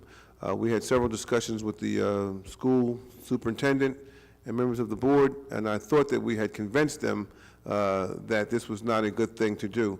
But nevertheless, they did send a letter over to the Board of Elections and requesting that the elections be moved from the school system. And I'm very happy to announce that the Board of Elections agreed with me, and we will continue to have our elections in the schools as these are statutory laws that say you have to have elections in public places, and I tried to express that and explain that to the Board of Elections, to the Board of Education. Somehow it just wasn't sinking in. Their argument was security concerns, but I just want to let the Board of Education know that I have children in the school system as well, and I am very concerned with security in the school system, and I'll make sure that we do what is ever humanly possible to continue to provide a safe environment for our children, especially on Election Day. One of the recommendations that we gave to the Board of Education was that they use an in-service day during the primary, and this way you wouldn't have any children in the school at all. So that being said, maybe they'll do that. But in any event, the elections will continue to be held in our schools. And last, but certainly not least, I just want to tell everybody to keep Chet LeBrow's family in their prayers. Chet LeBrow was the owner of Severn Furs. He passed away yesterday morning. At one time, Chet LeBrow, in fact, it's still, his business is one of the largest furriers on the East Coast. Chet was very active in our community.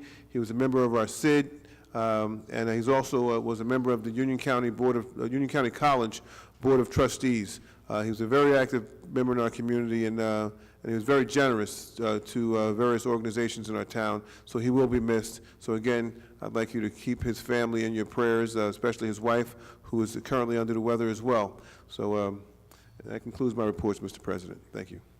Thank you, Mayor. At this time, we're going with resolutions. Resolution 2018-342 through 2018-375. Public comments will be permitted for the specific resolutions to be removed from the consent approval.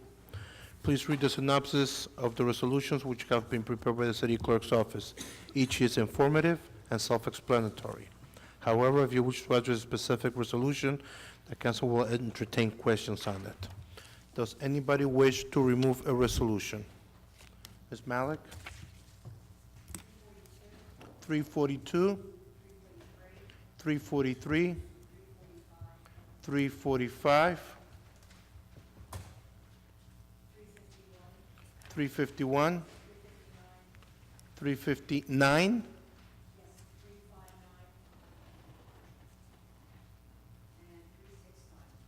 369. Anybody else?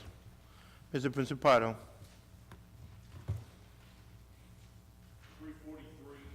343, 345, 351, 359. That's it? Anybody else? Yes, sir? Yes, 348, 368, they're related questions, so it's answer, anything. It's one, 362 and 373. 348, 368, 362, and 373? Yes. Anybody else? Okay, I need a motion for resolutions from 342 to 375 with the exceptions of 342, 343, 345, 351, 359, 369, 348, 368, 362, and 373. May I have a motion, please? Yes, Council President, I'd like to make a motion to approve all of the resolutions with the exception of 2018-342, 43, 45, 51, 59, 69, 48, 68, 67, and 73, and ask for a second. Second. Mrs. Ormond? Yes. Javik? Yes. Brown? Yes. Mohammed? Yes. Roman? Yes. Strano? Yes. Yemakaitis? Yes. Medina? Yes. Hickey? Yes. Mr. Alvarez? Yes. Ms. Malik, can you please come up, and Mr. Principato, can you also come up since you guys have a few in common? Ms. Malik, 342.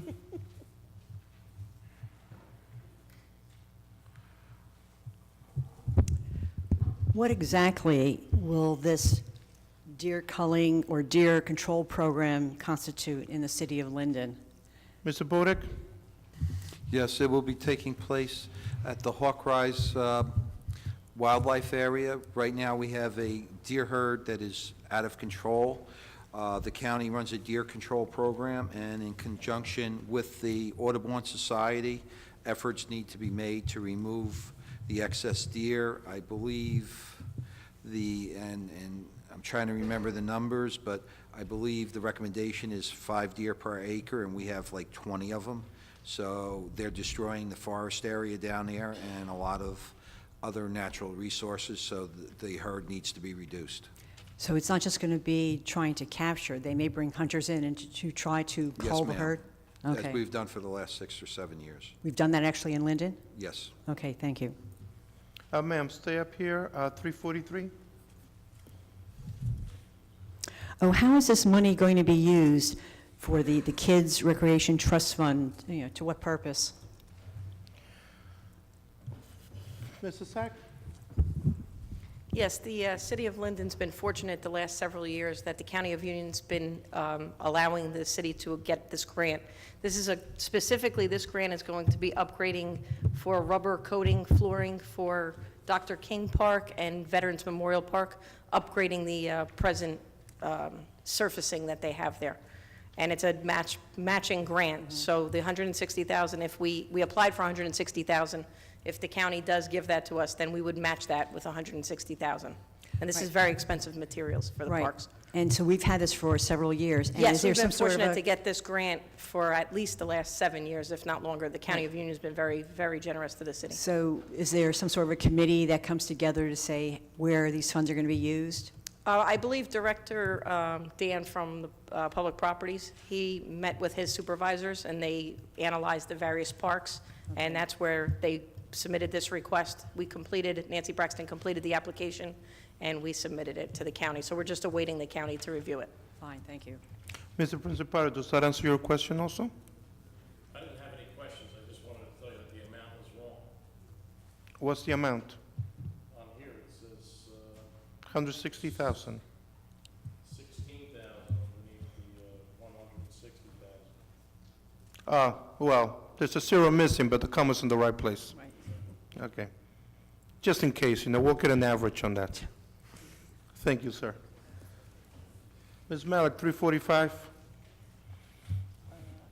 What exactly is this, the resolution or a cash management plan? Can our treasurer maybe go more into elucidate what this is all about? Sure. Actually, we adopt this resolution annually at our reorganization meeting. However, we were fortunate enough to find some local banks that have jumbo rate CDs that we needed to add to and amend the resolution that we adopted in January to allow for us to add them as depositories. So we added several depositories, Columbia Bank, Union County Savings Bank, that are offering very good investment rates for our CDs. So we needed to add them as depositories. So basically with this cash management plan, it lays out who and what we can invest in. And we also needed to update some personnel items on here that had changed from the meeting in January. So those were the changes on this resolution. And I don't know if you're privy to say this, but what type of monies are we talking about that flows through this cash management plan? Well, it would vary depending on our cash flow. We tried to Roughly. do investments. We just did a $500,000 investment. We were able to get 2.75 depending on the various rates. We go and we call 15 banks, and whoever gives us the best rate, we try to do like 6 months intervals depending on our cash flow requirements. And it's usually CDs. Good. All right, thank you. Mr. Principal, that answers your question? No numbers in there to check or correct us? Thank you. 351, ma'am? This was a little confusing. It may just be how it was written, but here it says, resolution authorizing the transfer of certain redevelopment and financial agreements from the city and SAMD, so on and so forth, to the Linden Station Urban Renewal LLC. But it says former JTC scaffolding site. So This is here- what the mayor just mentioned 5 minutes ago. Maybe I missed that point. Mayor, can you repeat the part about the JTG, please? Yes, we're just transferring the redevelopment agreement to another company. That's the JTG scaffolding site. All right, but you're saying from one company to another, but you're saying, that's the point of contention, is you're calling it a site. It's one company to another company. One developer to another developer. It's a location. It's the JTG scaffolding site. It's a location on West Elizabeth Avenue. It's probably, would be regarded as probably one of our most desirable redevelopment areas in town. And the developer we previously had was unable to develop it, so now we're transferring the rights of development to another developer. Right, so we really didn't even need to put in the scaffolding site. It's from one company to another company. Well, you want to identify, we identify it as a scaffolding site. Right. I mean, you would like to Gotcha. call it something else, you can. Gotcha, thank you. Mr. Principado, that answers your question? No. Okay, can you please come up?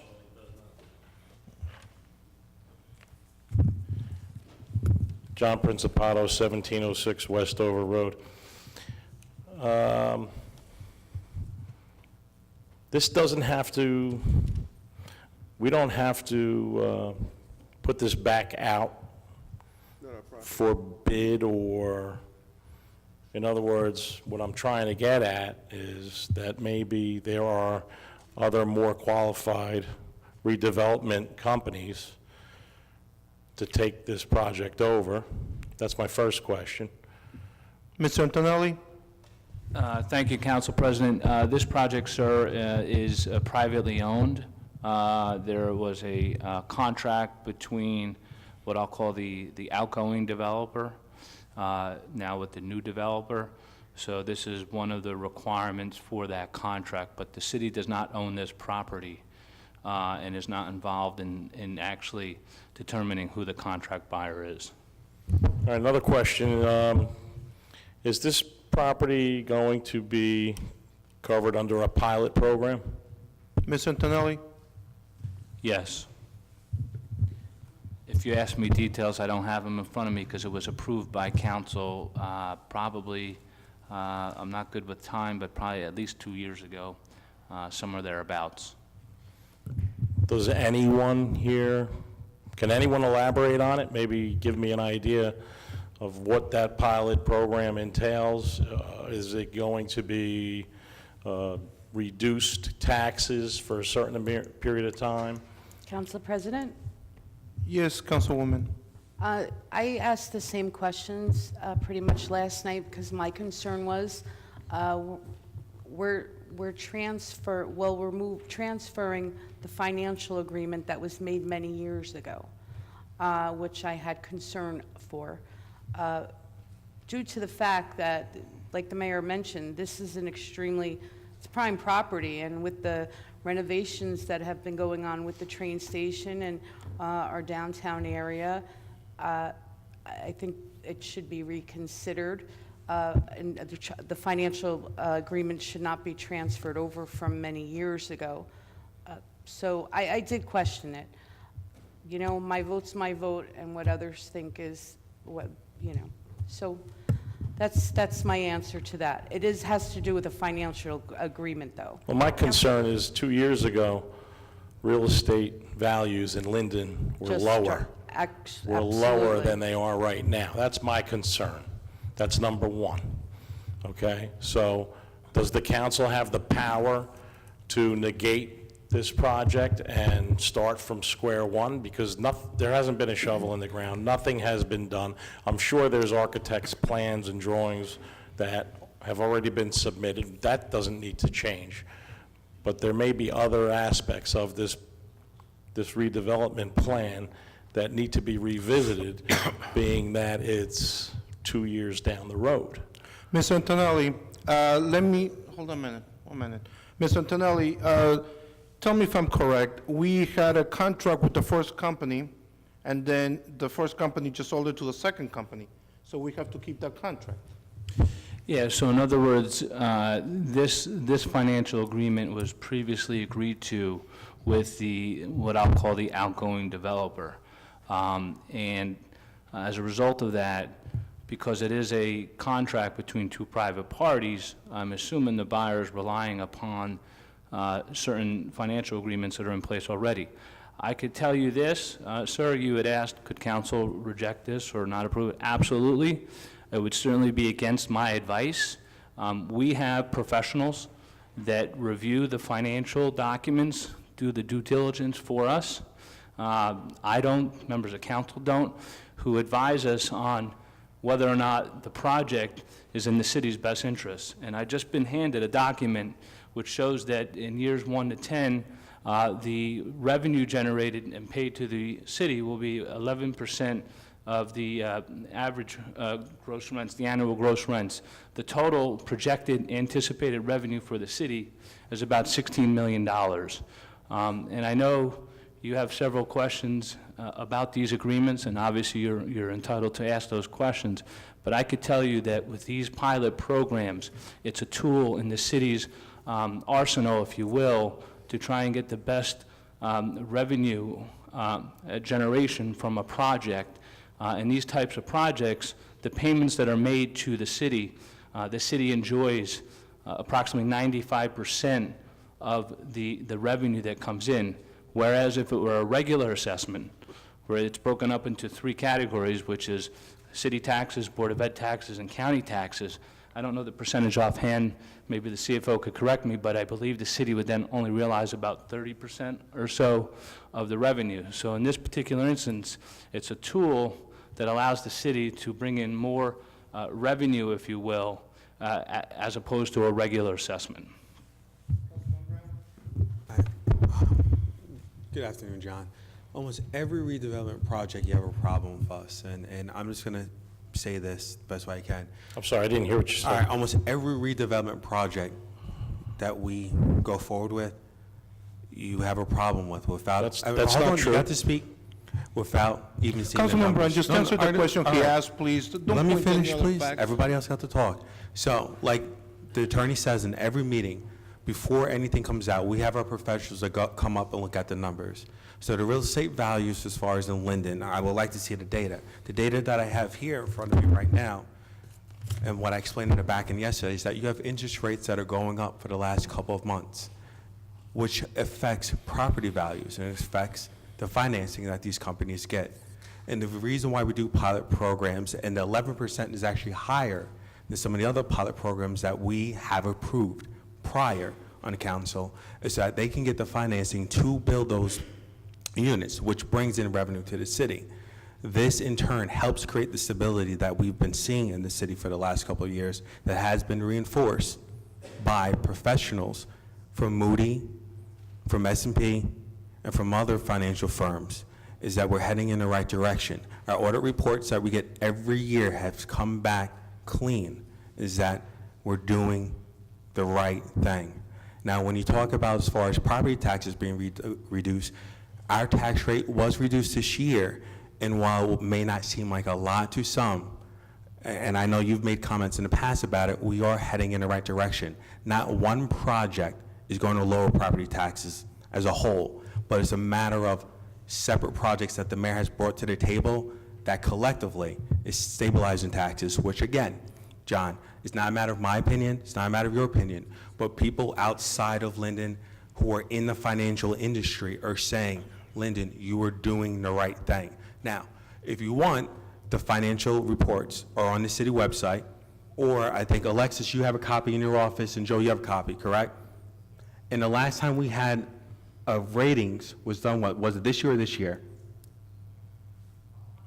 Our bond rating. And our bond rating takes into consideration the decisions that we make, our management of our finances, which is labeled in there, as well as the pilot programs and the revenues and things of this nature. And can you, at least a little bit during my comment, speak about what they've said?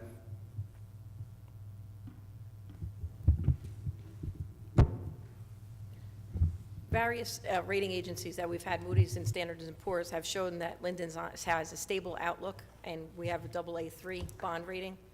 So we have had, numerous through the years ratings, and we are on a stable outlook, and it's because of the proactive financial management that we have been trying to accomplish over the last several years. Appreciate the questions, but every month and I'm not trying to discourage you from coming up, but we have professionals that, you coming up here with these hypotheticals, and I'm sorry, but we go through the numbers. Alexis does, the financial professionals, our bond counsel does. We have a team that looks at this with the mayor to see if this is the right thing to do with the city. Right now, we have a land that we're not getting the best value tax revenue out of there. So I'm supporting this project, and that's my end of comment. Councilman Roman? Thank you, Council President. In regards to this resolution, I was not on council when this was passed originally. So I just want a refresher. Anyone can answer me. This is residential, obviously. How many units is it? Danny, do you remember how many units? 232, is it? I'm going to say a little bit above 200. I'm not sure the exact number. It's a mixed-use project. Yeah, I think 232, the number, but I'm not sure. So 232 units. And Danny, you said that there was the city enjoys 95% of the tax revenue, and 5% goes to the county by state mandate? Statutorily, 5% goes to the county. Okay. Just speaking from my own experience here, Meridia who's in the 6th Ward, and they have a building open. They're building another. They have about 170 units. There's about 25 kids in the building by my personal count. 25, if they all go to school in Linden, it's 21,000 educated child. Let's just call it 20 times 25. That sounds like probably about $500,000 that the Board of Education has to spend extra to educate these kids. Maybe we should pass a resolution if we're going to do all these residential pilots to give some of the money to the Board of Education. So at the end of the day, they're not stuck with a big bill while we enjoy all the tax revenue from this. Thank you. Councilman? John, yeah, 4 million is more than 400,000, and if anyone knows, what happened within the last couple of months is that the New Jersey governor, as long as with a team of other people, did the formula of school funding, and Linden received more school funding. This is based off of demographics, free lunch, and other things that are service. No one here from the Board of Education has, correct me if I'm wrong, Mayor, has anyone from the Board of Education, including the superintendent, contacted you in regards to the pilot programs and if it's affecting them? Mayor? Has anyone from the Board of Education called you in regard to the pilot programs? And John, a couple of years ago, actually... No, they haven't, and I don't know if that number that Mr. Roman has cited, that 25 kids coming out of that building is accurate or not. Mr. Mayor, you're And more so, than no, welcome to walk I'm sorry, John. those halls of Meridia with me, and I John. will show you. John, I'm still... All right, we're getting off the topic here. We're talking no. about a complete development. We're talking about this, I'm not done. You are done. You are done. George, No, you are done. We're getting off the topic here. I'm talking Okay? about... school What's funding. your question answer, sir? I'm talking about the pilot program, George. So No, you're not talking about the pilot program. You jump into the Board of Ed. All right, which deals with what we're talking about as far as... But the you funding already from the school spoke about the pilot program. All right. You're done. I'm not You're done. George, with all due respect, have some decorum and let me finish, please. No, you're done.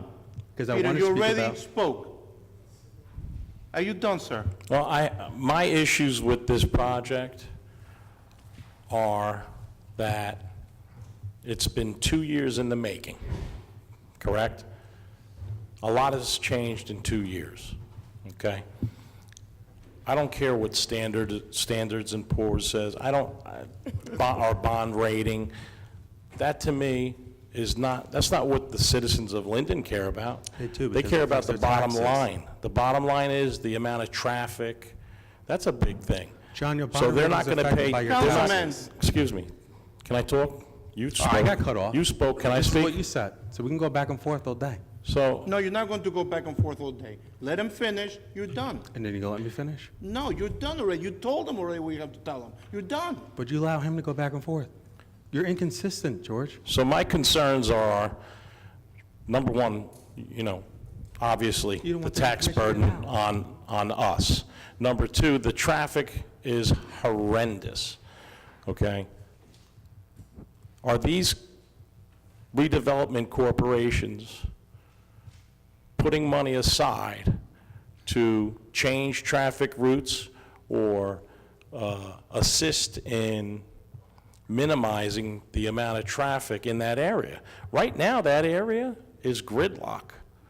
After 4 o'clock, 3 o'clock, it's a gridlocked area. How are we going to deal with that? And I understand it needs to be developed, I get it. But we need to get more from these redevelopment companies. Also, when these plans are put together, you're telling me there's professionals that do this, and I get it. They're probably a lot smarter than me, these professionals that do these particular projects, okay?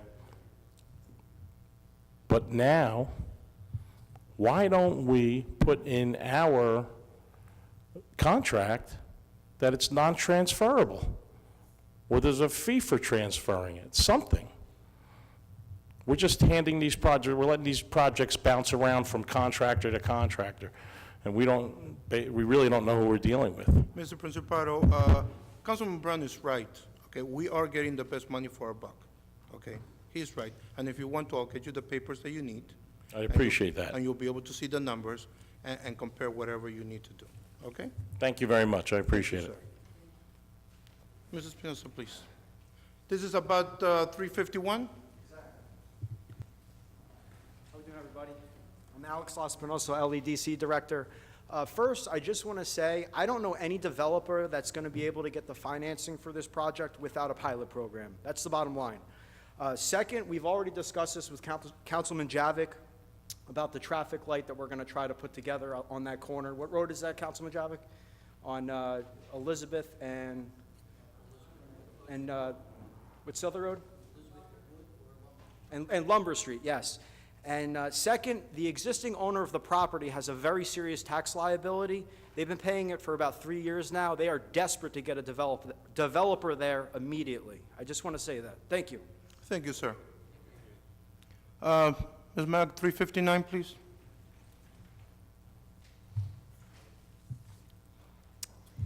There are a number of resolutions talking about amending the contract, so I'm just picking the largest one here, and this is with Shokloff and Wolf. You know, what is this contract pertaining to? Mrs. Sack? Oh, okay, Ms. Antonelli. Thank you, Council President. This resolution and the others that follow all concern our tax appeals.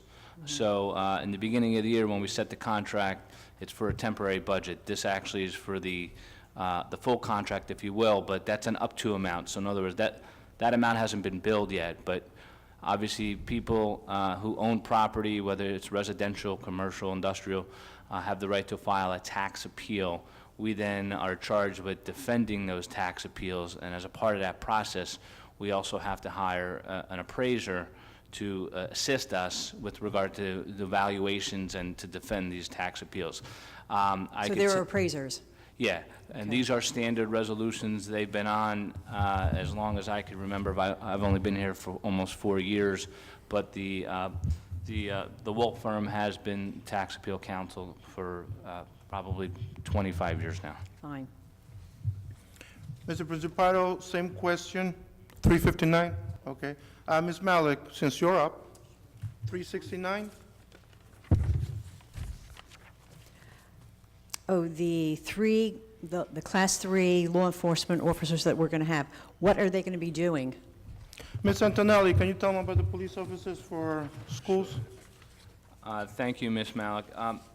In regards to certain events that have been taking place around the country with regard to shootings at schools, the mayor and council had sought fit to enter into a shared services agreement with the Board of Ed that would allow essentially retired police officers to be stationed at the various schools.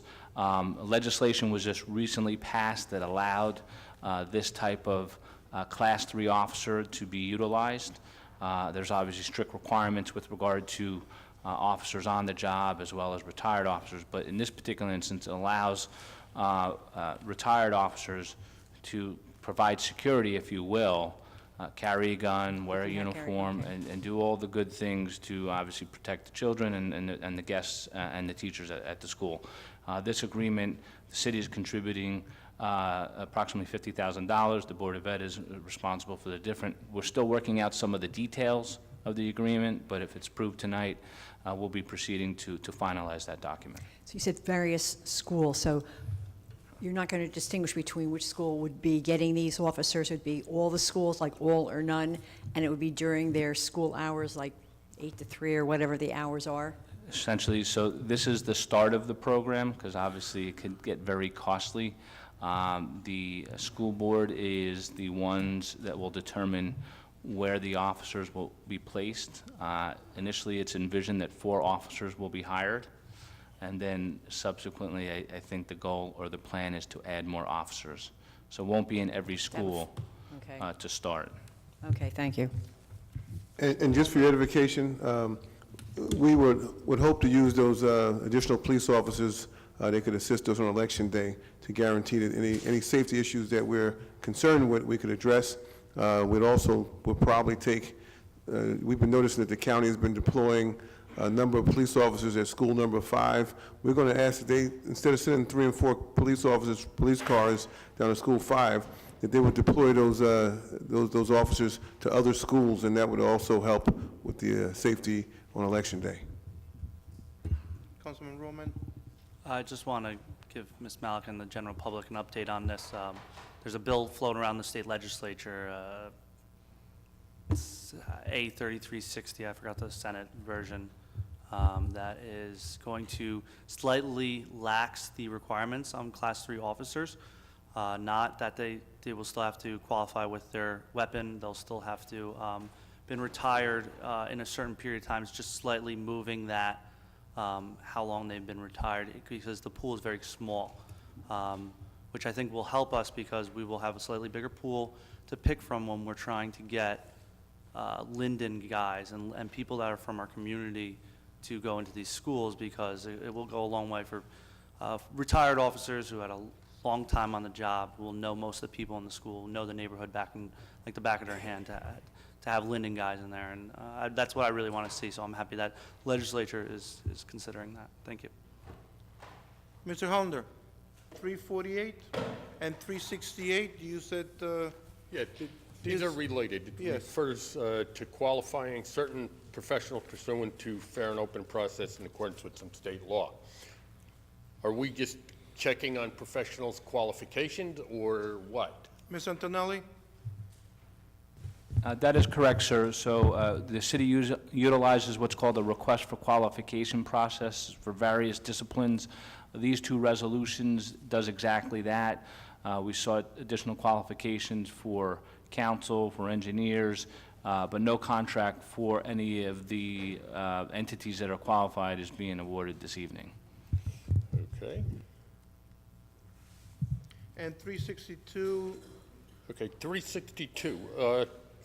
I remember several months ago, the city purchased, I believe it was 5 SUVs for the police department. That cost us $55,000 apiece, but now, for some reason, we can now get them at $27,000, which is a little bit less than half. Why didn't we buy them at that price before?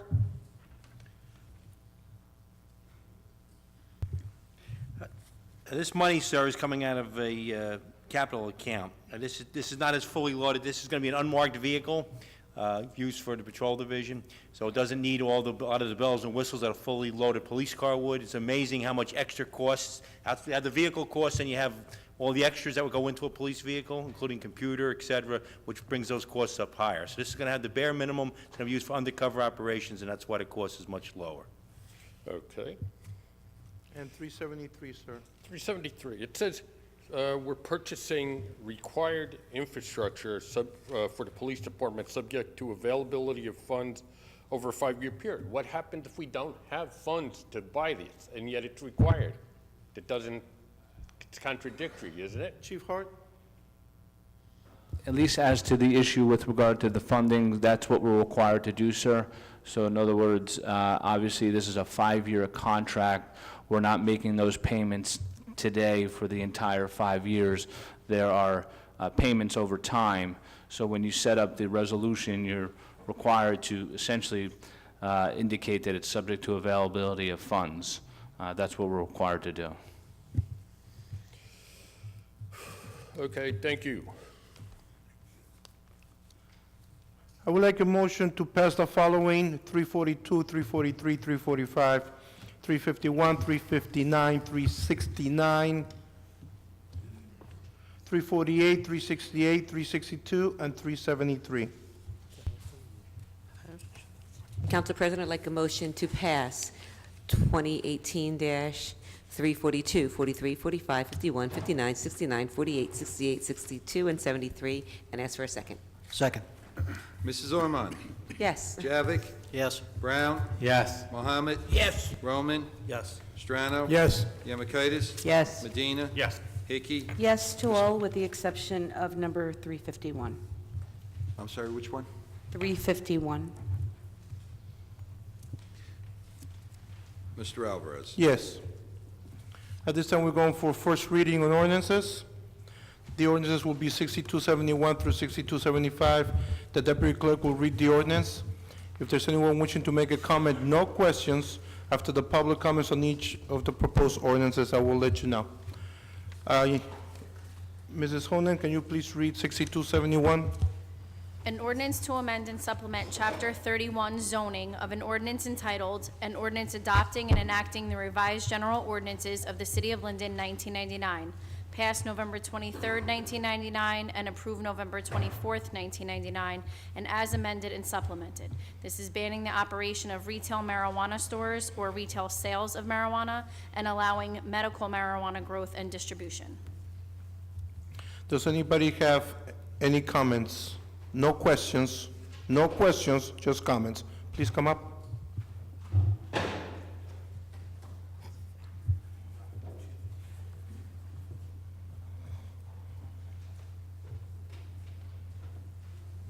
John Principato, 1706 Westover Road. I think that we're jumping the gun here. We can put restrictions on retail stores, you know, when it's time or down the road. But I think that banning anything like this, which is going to be legal shortly, possibly, may be detrimental to the city of Linden. I'm not telling you that I agree with it 100%. Maybe something has to be tweaked, but to ban something just seems like putting the cart before the horse. Anybody else? Any other comments? Yeah. First, wanna come up?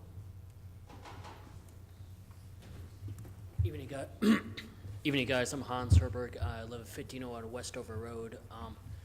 You know, I'm a little concerned with the marijuana. I know we had a discussion a month ago. I mean, if you look at Denver or like talk to insurance companies, they said there's a lot of accidents that happened. I mean, my concern is with retails. I mean, it'll affect property values in Linden and the community. I mean, I know we talked earlier about property taxes, but you know, what if it goes down? But I mean, I understand, you know, we got medicine and stuff, but my concern is, I mean, if you do banning for like retail and, you know, recreational use, but if there's something like medicine use, you know, like I understand people have cancer and health issues, you know, which is understandable, but, you know, we gotta take care of health first and even think of safety for our kids. I mean, come on, we all growing up, though making the right choice, but I really hope this city can make a right choice, you know, for our community and our kids on that. Thank you. Councilman Brown, can you please, I think they're confused. Can you tell them this is just against recreational? Yes, so for clarification, this is just for recreational. In fact, I think we're having a special meeting because somebody wants to put it in the medical. My statement is this: it's detrimental recreational for our youth. I work with over 100 students every weekend through a program here. And we actually had a discussion about this. And out of a few kids which I have recorded, they've said themselves that they are personally against legalization of recreational marijuana. And these are kids that are going to school for biology because they understand the effects that it has on the brain, especially the young brain. And they feel that if these shops are down and around, that more people are going to. These are from our youth that are telling us. So from a moral standpoint, I'm looking at it from the perspective of our youth of allowing recreational shops, not medical. There's a difference. I've been to Colorado, I'll say it again and again. You have products out there that I see on our streets with 91% THC that's going to do harm in the brains of people. This is different than the 5, 10, 20% even cap that Amsterdam has. 91% is going to do harm on the brains of our youth here. And this is something that is going to be a serious problem that more and more people that are professionals in the psychology, psychiatric field are causing awareness, are asking for awareness to be drawn to. That's my comment. Thank you, Councilman. Councilman Roman? Thank you, Council President. I actually share Councilman Brown's worries here. Stuff that's out there and coming out now is stronger than it was when, honestly, any of us grew up, because the technology is advancing so rapidly now that it's legalized in states.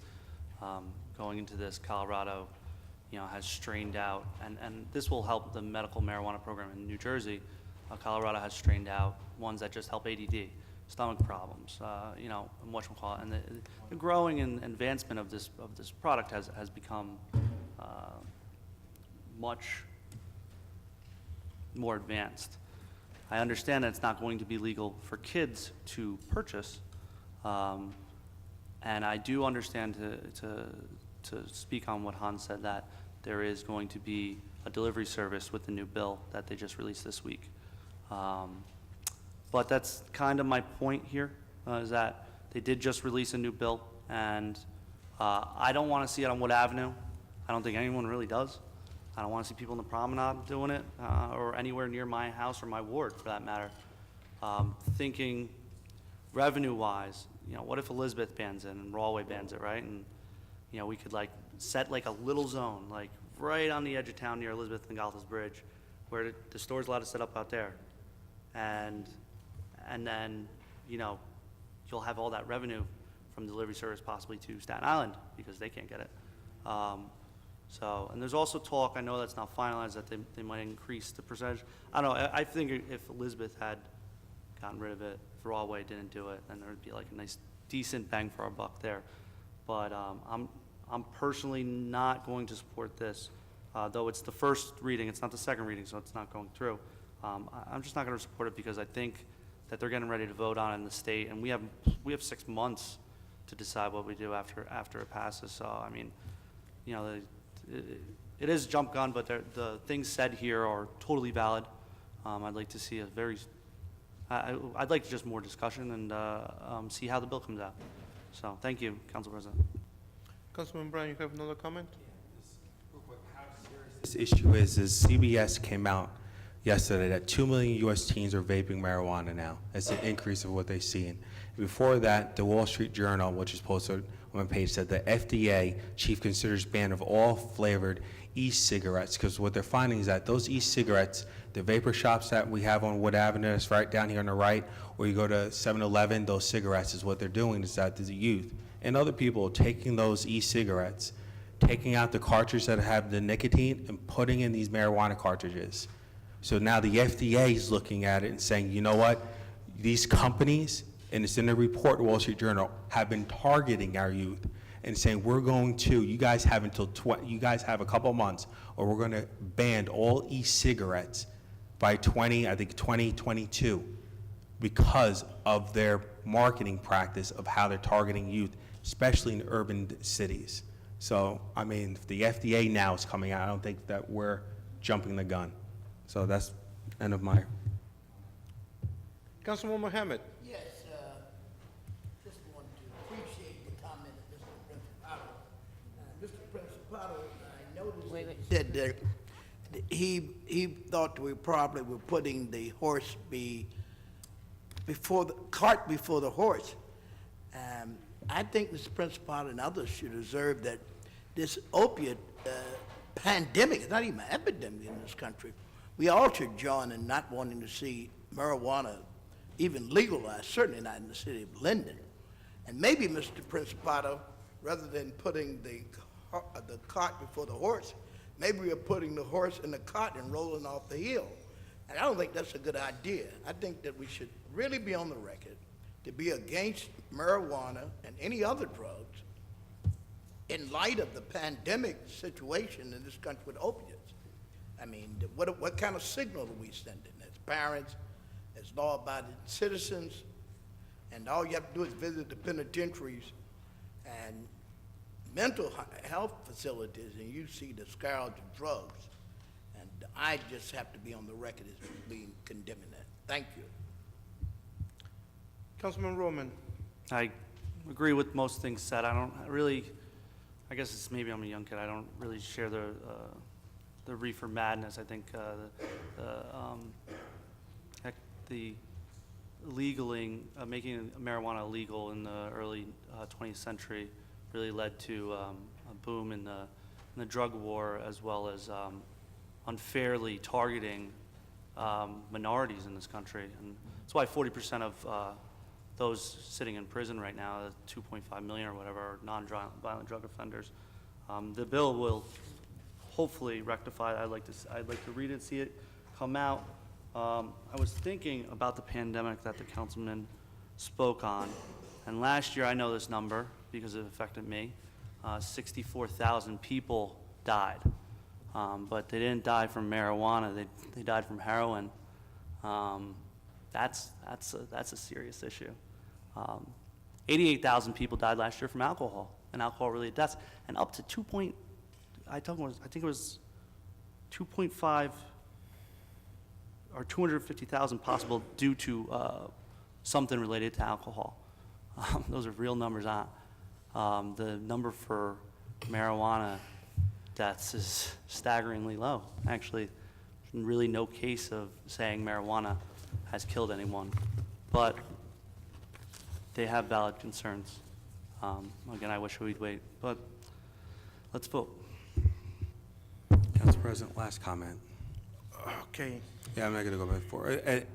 And the reason why we're having this discussion now, we actually have a committee I talked about last month that has still not met in regards to this. So I understand people saying, are we going back and forth? We have a committee that hasn't even met in regards to this. And so here's the thing. One, this whole thing about people dying from marijuana, you're right, you cannot die because it affects different parts of your brain. It affects your frontal lobe, your temporal lobe, your brainstem, things like this that don't affect your breathing. However, the dopamine and neurotransmitters that affect your brain, and this is someone who has a degree in psychology with honors, does cause impairment. And the fear out there is psychosis. And according to the DSM-5, I said this before, is that addiction is real. And that what they're finding in most cases, because this drug is becoming so strong and you don't suffer things such as hangovers and things of this nature, is people using this more and more. There's another report that just came out that now Coca-Cola is thinking about infusing cannabis in some of their drinks. So this is on the verge of becoming an epidemic that I think Linda's making the right decision, saying not now in our town right now. Done?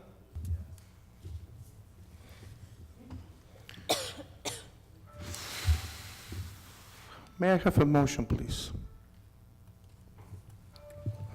For the introduction of Ordinance 62-71, ask for a second. Second. Mrs. Ormond? Yes. Javik? Yes. Yes. Brown? Yes. Mohammed? Yes. Roman? No. Strano? Yes. Yamakaitis? Yes. Medina? Yes. Hickey? No. Mr. Alvarez? Yes.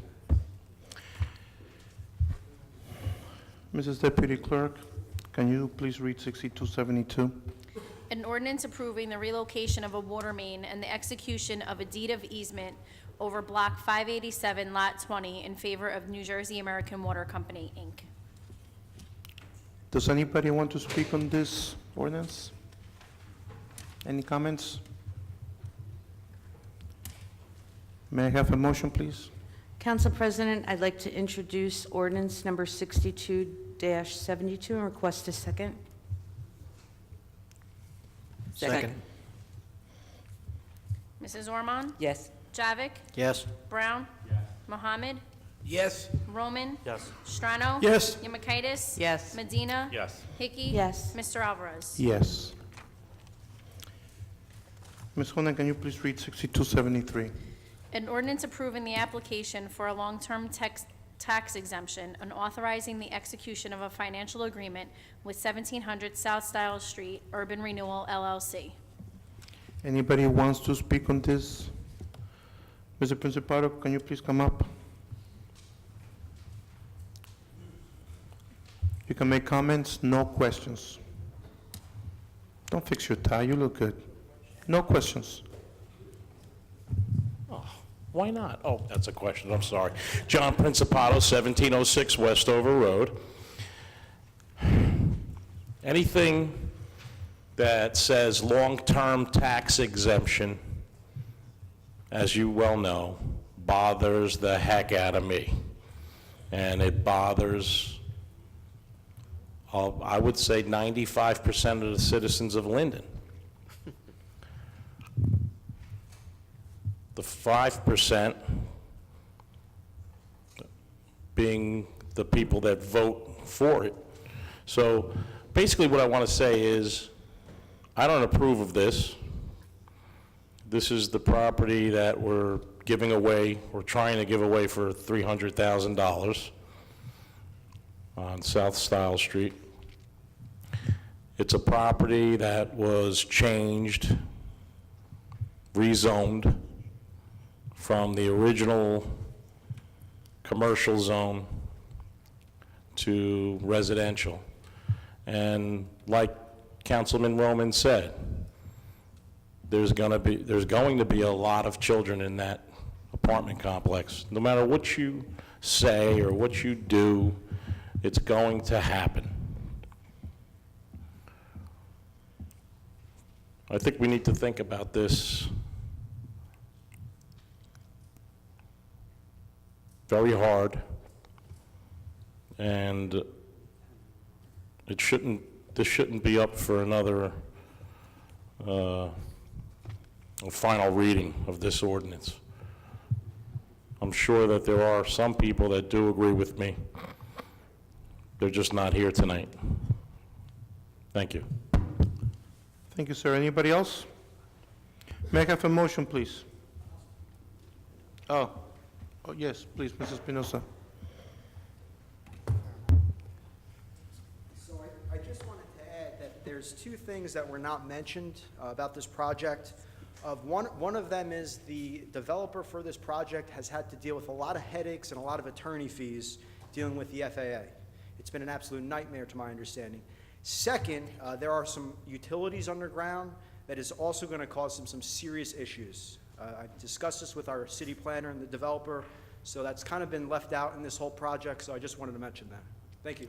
Thank you, sir. Anybody else? May I have a, sir, Mr. Kaminsky? Just a quick comment, because it seems like every month we go in circles and saying the same thing, and much of it doesn't sink in. At the end of the day, certainly on this side of the dais, none of us have all the details, so I try to, I'll speak for myself, try to be balanced. However, one thing that I will implore our financial professionals, whoever they are, the people that oversee them, is to go back at these projects, go back, look at some of the more recent projects, and do a decomposition to see, did we get what we were promised, okay? Because I know I've did that at my job, jobs ago, something that should be done. So at the end of the day, we could talk about what it's going to bring in, what it's not. Nobody has a crystal ball. I hope they are, quote unquote, the best deal. At the end of the day, though, we really need to think about whether it's setting up a committee or somebody in the financer or somewhere going back and making sure that at the end of the day, we are getting what we were promised. Thank you. Thank you, sir. Anybody else? I have a comment. Councilman? Yeah. So I'm not going to answer the question, it's an indirect question, but do we not run a report of all the revenue coming in and like almost quarterly, well, she left. So like almost quarterly, we have a report run as far as all the redevelopment projects, the money coming in, what we expected, projections, and we do it every year as well. So when we pass a budget every year, like something like this pilot program was a revenue that was projected in that budget that was passed, as well as there was another program, either this month or next month, last month that was. So to your point, we do actually run reports on this, and all projects as well. And I think, Mayor, you even have a copy of that, right? So, Done? Anybody else? May I have a motion, please? Yes, Council President, I'd like to make a motion to introduce Ordinance 62-73 and ask for a second, please. Second. Mrs. Ormond? Yes. Javik? Yes. Brown? Yes. Mohammed? Yes. Roman? No. Strano? Yes. Yemakaitis? Yes. Medina? No. Hickey? Absolutely no. Mr. Alvarez? No. Mrs. Hona, can you please read 62774? Yes. 74. An ordinance to amend an ordinance entitled, an ordinance establishing a schedule of titles, salary ranges, and regulations for maintaining the classification and salary standardization plan of all employees of the City of Linden, passed August 15, 1995, and approved August 16, 1995. Any comments? May I have a motion, please? Council President, I move that 62-74 be approved, and I ask for a second. Second. Mrs. Ormond? Yes. Mr. Javik? Yes. Brown? Mohammed? Yes. Roman? Yes. Strano? Yes. Yemakaitis? Yes. Medina? Yes. Hickey? Yes. Mr. Alvarez? Yes. Mrs. Honan, can you please read 6275? An ordinance to amend and supplement Chapter 2 Administration of an ordinance entitled, An Ordinance Adopting and Enacting the Revised General Ordinances of the City of Linden, 1999, passed November 23rd, 1999, and approved November 24th, 1999, and as amended and supplemented. Delete Section 2-13.1, Creation of Department Supervision in its entirety, and add new Section 2-13.1, Creation of Department Supervision as follows: 1 chief, 4 deputy fire chiefs, 17 fire captains, 20 fire lieutenants, and 79 firefighters. For this introduction, I remind everybody, it's an introduction. Does anybody have a comment? No questions, comments. Mr. Tully, Mr. Chief Colesso, do you want to come up?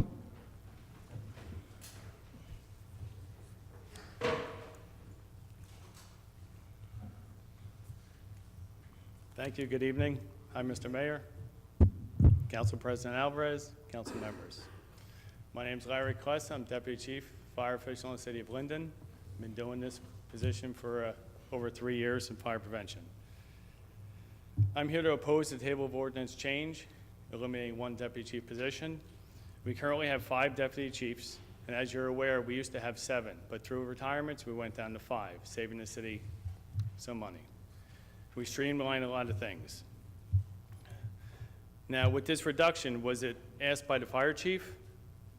Was it asked by the fire committee? With all the federal and state regulations, we struggle with just having 5 deputy chiefs to get all the mandated items completed. We have training. Remember, we have mandated inspections, investigations. Everything has to be documented on time. Everything has to be sent to the state. Each of our deputy chiefs take on many huge responsibilities like technical rescue training, firehouse maintenance, self-contained breathing apparatus, fire apparatus upkeep, maintenance, emergency medical services, EMS billing and collections. Fire Prevention Bureau, state mandated building inspections, multifamily inspections, sale of home inspections, state mandated annual training, Marine Division, fire investigations, tools and equipment, the purchasing of apparatus, the list goes on. For the council to change this, to me, it just doesn't make sense. I don't know where it's coming from, only you guys really understand it. The city had several studies done in the past over the last 5 years or 10 years, thousands and thousands of taxpayer dollars. Did any of them ever say eliminate deputy chief position? I never remember anybody saying eliminate deputy chief position. You know, it's ridiculous. I don't know if you guys know, about 2 years ago, the State Division of Fire Safety came in. They did a total investigation with the Fire Prevention Bureau. Thank God we have good secretaries and help, Susan Braxton and Kathy Colgan, and our chief secretary. They kept everything in line. Nothing was a mess with finances or anything like that. They looked at our Fire Prevention Bureau with inspections. We had some better things we could do. They're making us perform 700 more multifamily inspections that we weren't doing in the past. Our operations are taxed to the max. We have 5 deputy chief positions. Right now, I know for myself and all the deputies that were working and the one that we have filling in, we don't have time to sit around and chit-chat. I wish I had more time to chit-chat. If you're gonna eliminate one of these positions, there's no way I'm gonna be able to take on 20% of someone else's job that's not there. It's not happening.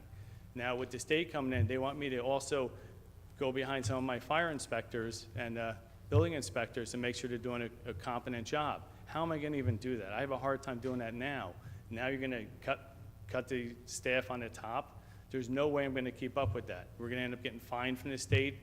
Hopefully not. You know, I'll do my best, whatever I can, but if you eliminate one of these positions, you're gonna feel it down the road. You know, something has to give. We can't eliminate one of these positions. Thank you. Thank you, Deputy Chief. Mr. Tolley?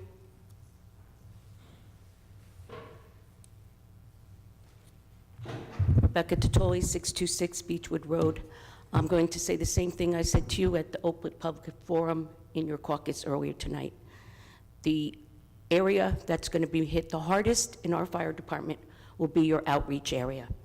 The the area that directly affects your community, with our firefighters having hands-on communication with the residents of this city. You will be taking that away from them, and it will not solve the reason you're doing this. Thank you. Mr. Principato?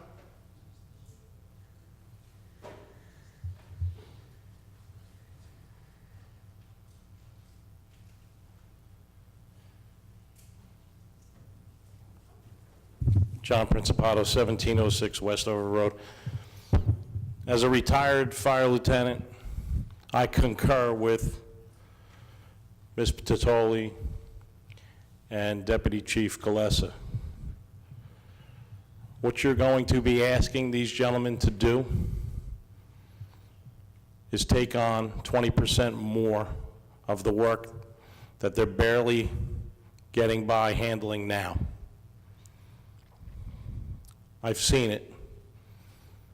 I would venture to say that we have not only an excellent fire department, but the best fire prevention bureau in the state. The amount of fires, in 25 years, I watched the fires diminish incredibly because of the outreach, because of fire prevention, because of the firefighters going out and installing smoke detectors for citizens in Linden that couldn't afford to install a smoke detector, didn't have a smoke detector. How many houses did we walk into where the batteries were dying in the smoke detector and are intermittently beeping? And we handed them batteries, changed batteries. There's a lot of things that are going to suffer. I don't know where this is coming from, as the deputy chief said. I have my opinions. I think this is going to be extremely detrimental to the citizens. We're already taxed to the max between the fire ambulance, the amount of inspections. Just before I retired, the lieutenants were handed and captains were handed more inspections of multifamily units. So this change, this numbers change. If someone's life is lost because of this number change,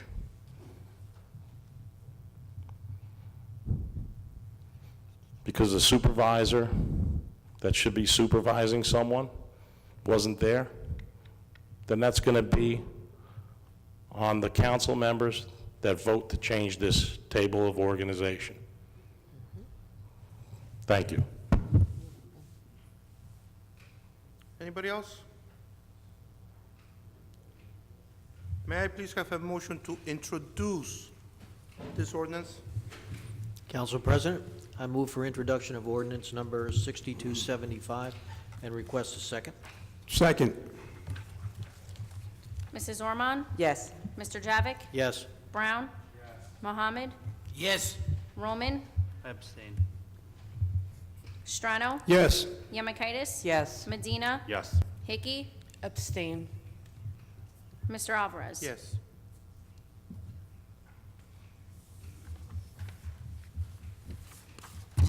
At this time, we're going for comments from the members in the public attendance of the city business only. No personal political derogatory comments. I have the list here. Anybody who hasn't put their name, let me know.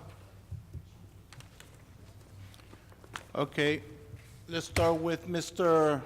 Hans Herberg.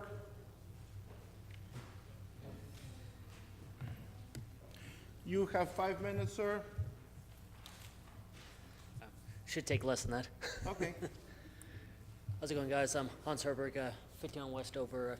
I'm glad to see everyone here, though. I know we had a good discussion. The only thing I'm really concerned about, Well, thankfully for social media, it's been great, you know, with Peter, Gretchen, everyone's on there. But the concern I had, though, you know, when you go to 7-Eleven or... You can hear me now, right? Good. All right, the only thing I got to point out, which I'm really concerned about, I mean, I've seen a lot of panhandling, you know, in the community. I feel, you know, as a concerned citizens, I mean, you know, I went over to Aviation Plaza, do a little shopping, and, you know, some guy asked me for it, and I told him, I'm sorry, but, you know, I can offer you food, you know, he wants, but some guy was, like, cursing at me, and I said, okay, have a nice day, though, but, you know, I don't know if been a growing issues, but, you know, trying to see if the city can do something to help that address issues. I mean, even someone pointed out, Mr. Brown, too, about some lady who was pregnant, though, and then she drove off in a late model BMW, and I'm trying to see, like, if there's being any address or concerns about that. I mean, we can't say all people are homeless. Like, we can't assume that, but, you know, want to make sure nobody's doing something that they're not supposed to do. So, I mean, I'm very concerned about that one. And also the other thing I'm concerned, too, during trash pickup days, though, we see people driving by, you know, collecting materials like metals or anything like that. I wasn't sure if they're supposed to have solicit permit or not, though. I mean, usually when they leave, you know, they leave a couple trashes on the ground. You know, we leave it neat, but when we come back, it's all trashed. I don't know if they're supposed to be solicit permit for people to pick it up, you know, but I think common sense, though, if anybody's gonna go to our yard, at least try to clean up. I mean, that's all I gotta say. Thank you. Mr. Halloran. Good evening, Craig Halloran, 120 Donaldson Place. Just a brief comment that I brought up at the last school board meeting in regards to primary elections. The city should look into sending a note or something to the state legislature requiring that this day be designated a school holiday statewide, and that would eliminate the issues of having people in the buildings at the schools when the children are present. Thank you. Thank you, sir.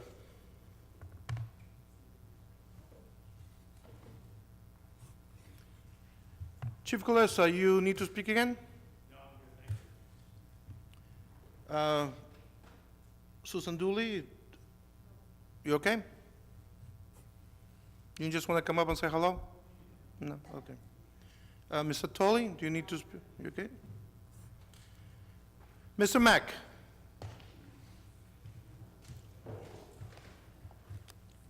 Come on, Mr. Mack, the peoples are waiting.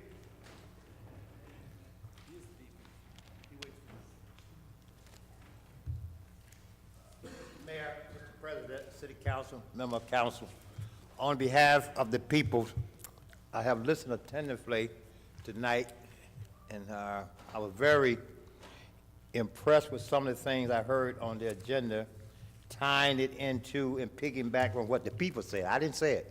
The people said it. The people have brought to my kind attention that we have a unique system, a system that will work for humanity if we abide by it. I didn't say it, the people said it. The council peoples have called committee, men and women, that work the community, if I'm talking right. If that be true, because I don't know, I know I did know some of them, but they don't exist now. I don't know where they're at now. And I just want to ask a direct question, may I? No question? Oh, you can ask. Because in working with the city and working with the peoples, I remember working with Michelle Yamatitis, and I give my word that anything that the peoples were talking about in the ward, they told the committee people, and we made sure, working with the committee people, we made sure that Michelle Yamatitis got that information and fed it back to us. Well, we was able to go back to, if it be 725 Curtis Street, or be 1304 Lankham Street, we was able to go. I have spoke to the representative of this ward. They have instructed me to tell you, this is what we're going to do about this. I don't know no committee. Do y'all got committee people? Any more committee people, committee men walking in the streets? I don't hear nobody saying that. You got one? Lord, let us pray. No questions, no answers. All right, here. let us Just- pray. That is the problem. The people told me to come tell y'all, that's the problem. They have no communication with y'all. They call you, you won't call them back. They call. They say they talk to you, they don't hear nothing else from you. But they say they're gonna hear from you next week. I think they said next week or a couple, another month or so.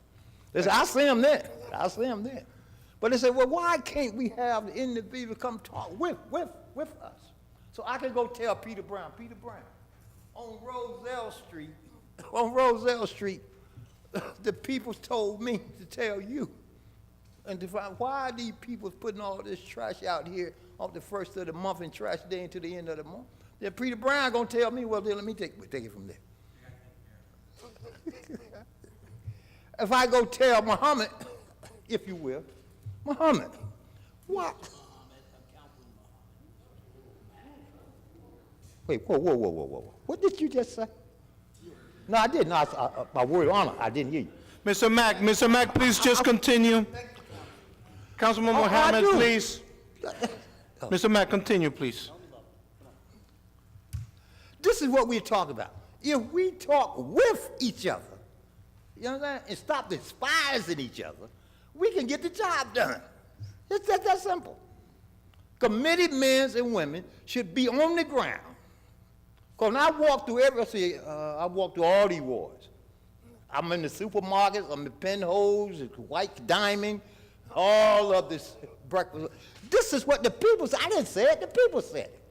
You need these people on the ground because obviously the people said y'all don't have a clue what's on their mind. Y'all don't have a clue what's on their mind. Why they don't have a clue? Because ain't nobody educating them.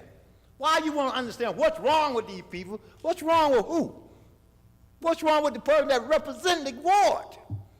That should have their people on the ground to make reports directly to the council person, and the council person can bring it to you, and you take it to the mayor. And the problem will be resolved. Then you're doing what? You're working for the people. You're not working with corporations and clubhouses. You're working on behalf of the people. Thank you. Thank you, Mr. Mack.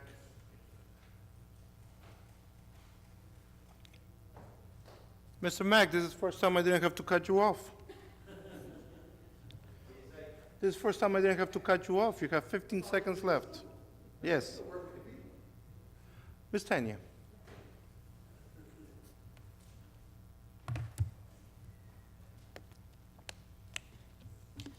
Good evening. Thank you. Tanya Grissett, 6th Ward, 422 Southwood Avenue. I've brought this up at other council meetings in the past, and I haven't gotten any further answers yet, so I'll bring it up again.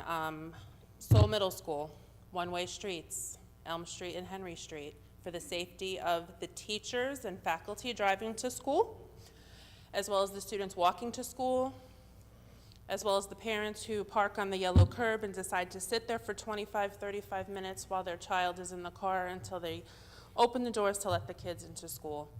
I personally had to turn around in the middle of the street this morning on Elm because it was at a standstill. The bus came late, cars were sitting there, nobody's doing anything. I was told that residents didn't want it. I'm willing to walk door to door with the councilman of that ward, if he's willing to walk down the streets with me to get answers for people, because I would love to know. The people that are there at drop-off in the morning and pick up in the afternoon, who wouldn't want these one-ways? Because I was glad to hear that the announcement was made for the one-ways at certain times of the day over in McManus. The one-way that was put in at School 6 a few years ago. The one-ways that were put in around School 8 recently. Why not Seoul? I've been around some of the other buildings, and it's not half of a nightmare as it is around Seoul Middle School in the morning. It helped with parking, having the parking lot put in for the faculty. Still not enough parking. They still need to park on the streets. There's too many members in that school. I I'm not going to let it rest. So I'd like to know who here can help me, or who I need to talk to and where I need to go with it to see what can happen. Because I will volunteer to walk door to doors, parent signatures of the students, parents, guardians in the building. That's Council it. President? Oh, no. 1 minute at the end, you'll have to answer anything. Thank you, Ms. Tanya.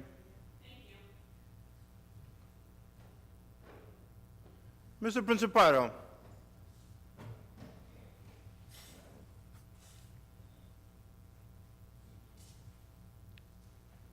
Please give us your name and your address so we know where you live.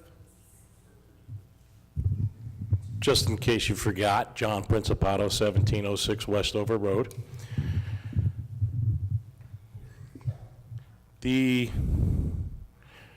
That change of the TO, I'm wondering, and I'm not asking a question. How do I phrase this without questioning it? You can ask a question. You will not get an answer until after all of you guys are done. Oh, okay. Who asked for this? Can the chief of the department give us a little insight into the reasons behind it and how he plans to move forward with that T of O, and where the deputies will be, because it's, you know, are there going to be acting deputies? Are there going to be acting captains? I just have a lot of questions. I would really appreciate it if he could clear some of those up for not only myself, but other gentlemen that are here that are wondering what's going on. As far as the parking around the schools that was brought up, is there any way that we can mark out spots around the schools? I've seen it in other cities, other towns. People are taking up 2 spots. They're not parking correctly, especially around School 9. And if we mark the spots, I think that we can get a little control over the parents that are parking erratically and running inside to get their children. And if they don't park properly, then we can ticket them, bringing more revenue in. Not that I think that's how we should be collecting our revenue, but it's just an idea. The traffic in the city of Linden is incredible. Sometimes it takes 25 minutes for me to travel from my house to Tremley Point. The roads, even though we did pave the roads that we could pave with the budget, the roads are still terrible in a lot of areas. There's just got to be something that we can do. Hopefully someone can put a better plan together and try to get some of these bad areas cleaned up. Other than that, we definitely need a supermarket on this side of town. I have to travel across town or to another town to go shopping, whether it be Roselle in a pinch, Roselle Shopping Center, Clark. We need something. I don't know if there's anything in the works. If there is, please enlighten me, because I heard that there was, and then I heard that there wasn't. And the residents that I speak to on this side of town are in desperate need of a place to shop other than Quick Check, 7-Eleven. That's basically it. Thank you. Thank you, sir. Ms. Malik.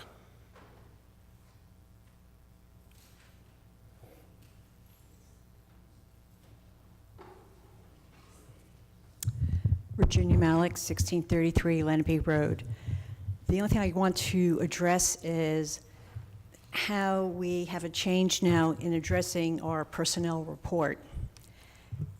I haven't been to the personnel report, and we couldn't ask questions.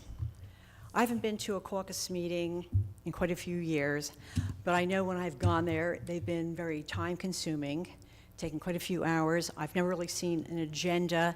So if you would go there, you don't really know when the issue that you may want to question is going to be coming up. And then there is a session that you can go to before the council meeting today. What I take exception to is that our city attorney, Mr. Antonelli, said he has a preference that we do not allow people to question this. I'm not quite sure. I don't really know what is the remit of the city attorneys in terms of making policies and whatnot, but I find it rather unusual that for someone to say a preference, I don't consider that a ruling. I don't consider it a policy. So when he has a preference, that's maybe his choice. And I don't know if last night or this morning, some sort of vote, or this afternoon, some sort of vote was put forth to say that we are not going to allow these questions. So I'm just making some general comments. Also, I think it would be fairly reasonable to assume that if there's going to be a change in a policy, not just someone's preference, but a change in a policy, well, then give the city individuals a chance to respond to it. Make this comment at one city council meeting so people will be aware of what they can ask or what not ask. This is being televised. Now, if you're going to be raising questions, I don't think the caucus meetings, and correct me if I'm wrong, the caucus meetings are televised. People come up to me in supermarkets to say, you asked, I like this question or that question. I'm just so surprised on how many people actually watch the televised city council meetings. Now, the caucus meetings, I'll assume maybe it's 2 hours, 3 hours, 4 hours maybe on Monday. I don't know how long it is before the council meeting today, but that's quite a few hours that transpires. I timed it today that we got through our entire agenda and all the resolutions. I think it was 8:35, so that's maybe an hour and a half. Someone had to sit through all the questions, being able to respond, versus maybe sitting through 4 hours. So the bottom line is, I take exception that I just found out today about this. I don't have time, like on Monday nights or even before this meeting, to attend. I have other businesses that I'm transacting. But this doesn't sit well with me. And then, so what I have to say is, since no one from the council, I don't know if it was appropriate to have chimed in to make a comment, but I had to admonish all of you that are sitting on the dais that I didn't hear any scuttlebutt, especially from you, Councilman Brown, about this situation. So that's all I have to say. And also, if someone wants to respond later, if the city attorney has the power within his position to change policies, or maybe this is not a policy, but procedures, just on the fly like this and saying it was discussed before. That's all I have to say. I am just amazed and appalled about this situation. Thank you, ma'am.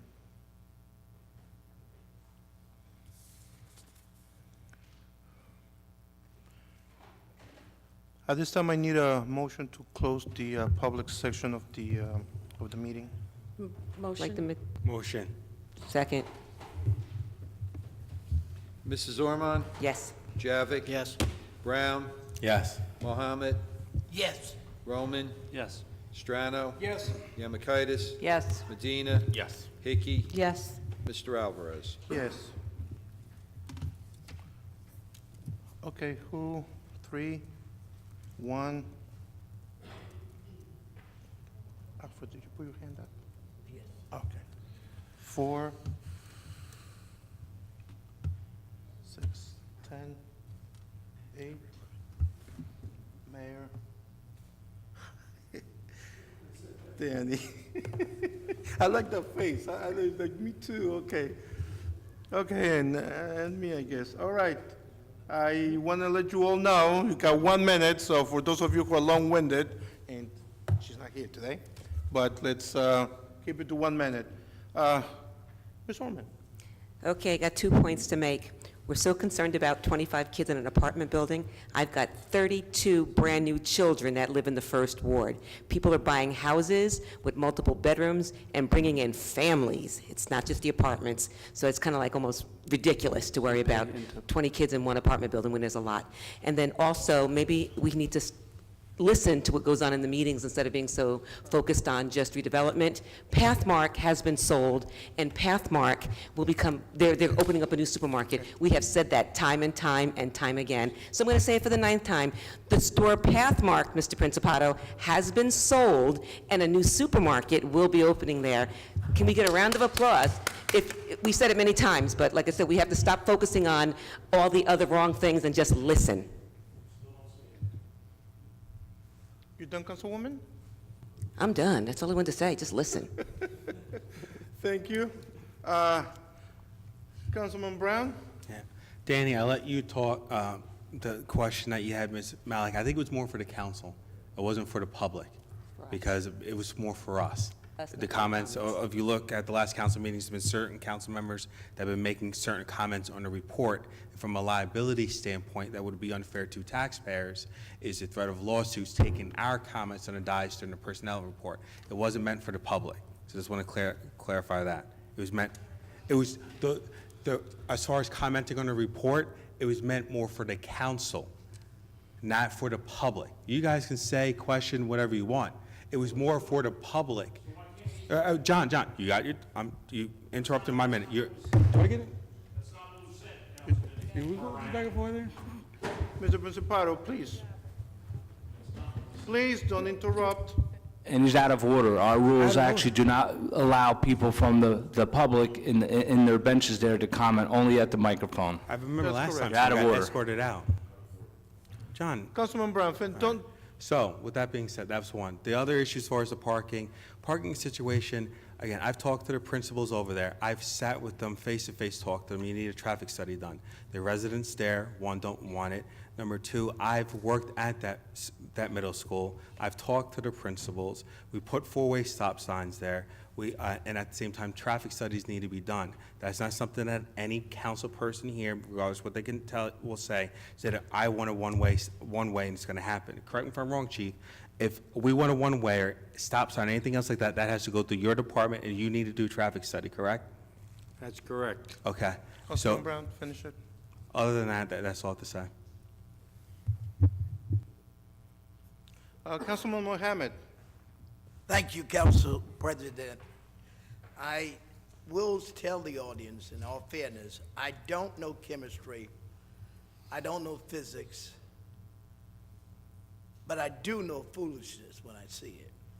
And I would ask people to come into this chamber, to respect the chamber, respect the government, respect the elected officials.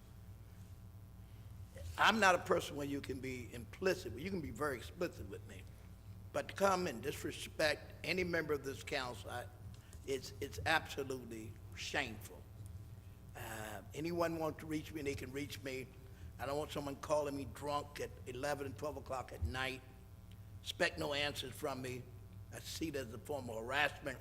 And I will say I represent the Fourth Ward, not the people, not some nebulous concept. And I'm not here for entertainment purposes. Thank you. Councilman Roman. Thank you, Council President. I just want a couple things to say. Councilwoman Norman, I'm happy that people are buying houses in the First Ward. I hope those are one of the 600 or more foreclosures that we have in the city. But those people, Councilwoman Norman, aren't getting tax abatements. They're paying 48 to 49% of their property taxes into the school board, where 25 children in one, if there were 25 children in one apartment building with a tax pilot program, they're not paying anything into, and that's what I'd like to see change. We could pass a thing to give them some money. I earn the respect of my people, Mr. Mack, and I vote with them. as well as I want to direct that to Councilman Mohammed, and I will always vote with what's right by them, and I think every member up here should do that. And just a quick roundup, I want to re-mention the Battle of the Badges, 10th annual. It's Friday night, September 21st, 7 p.m. They open at 6 p.m. Please come out. Linden versus the Councilman. Sheriff's Office. Let's have a good night of it, people. Thank you. Councilman Yamakaitis? Councilwoman Yamakaitis? Thank you, Council President. I, too, have been elected by the residents in the 8th Ward, and I'm compelled to speak up tonight because my phone is blowing up. I have many phone calls to return when I get home or tomorrow because it's probably going to be too late. It's easy to say not in my ward to support something, but don't put it in my ward. Believe me, if you support retail sale in marijuana and want to put it in somebody else's ward, you should consider doing it in your own first. I will stand up solid for the 8th Ward. We have 2 playgrounds there. We have the biggest taxpayer in the city of Linden with Phillips 66, Cogen, Infinium. You know, we have a working class neighborhood, but we will stand solid to say, not in our neighborhood. Thank you. Thank you, Councilwoman. Councilwoman Hickey? Yes, Tanya, I was just going to mention, and maybe I'm out of line from what I hear from the others, but that I would add chairwoman of the accident committee, and we have a really great lieutenant who is taking care of traffic right now. He's also just working, him and his team, on School 9. I'd be happy to add you to the agenda. I know how involved you are in the schools, and you wouldn't be up here complaining if it wasn't a real issue. But they are working really hard around all areas of the city, and I'm very, very pleased with the job that they're doing. They've been incredible, addressing all issues. Lastly, I can't believe some of these one-minute speeches that we had. Extremely embarrassing to even be sitting up here sometimes anymore. In order to get respect, you must give respect to others. And yeah, pretty embarrassing. Thank you. Mayor? Yes, I'd like to talk a little bit about pilot agreements. Just want to remind people that, a great deal of time and thought goes into these agreements. We don't just come up with random numbers. I want to remind everybody that these pilot agreements that we've entered into have given the residents of Linden a tax reduction this year.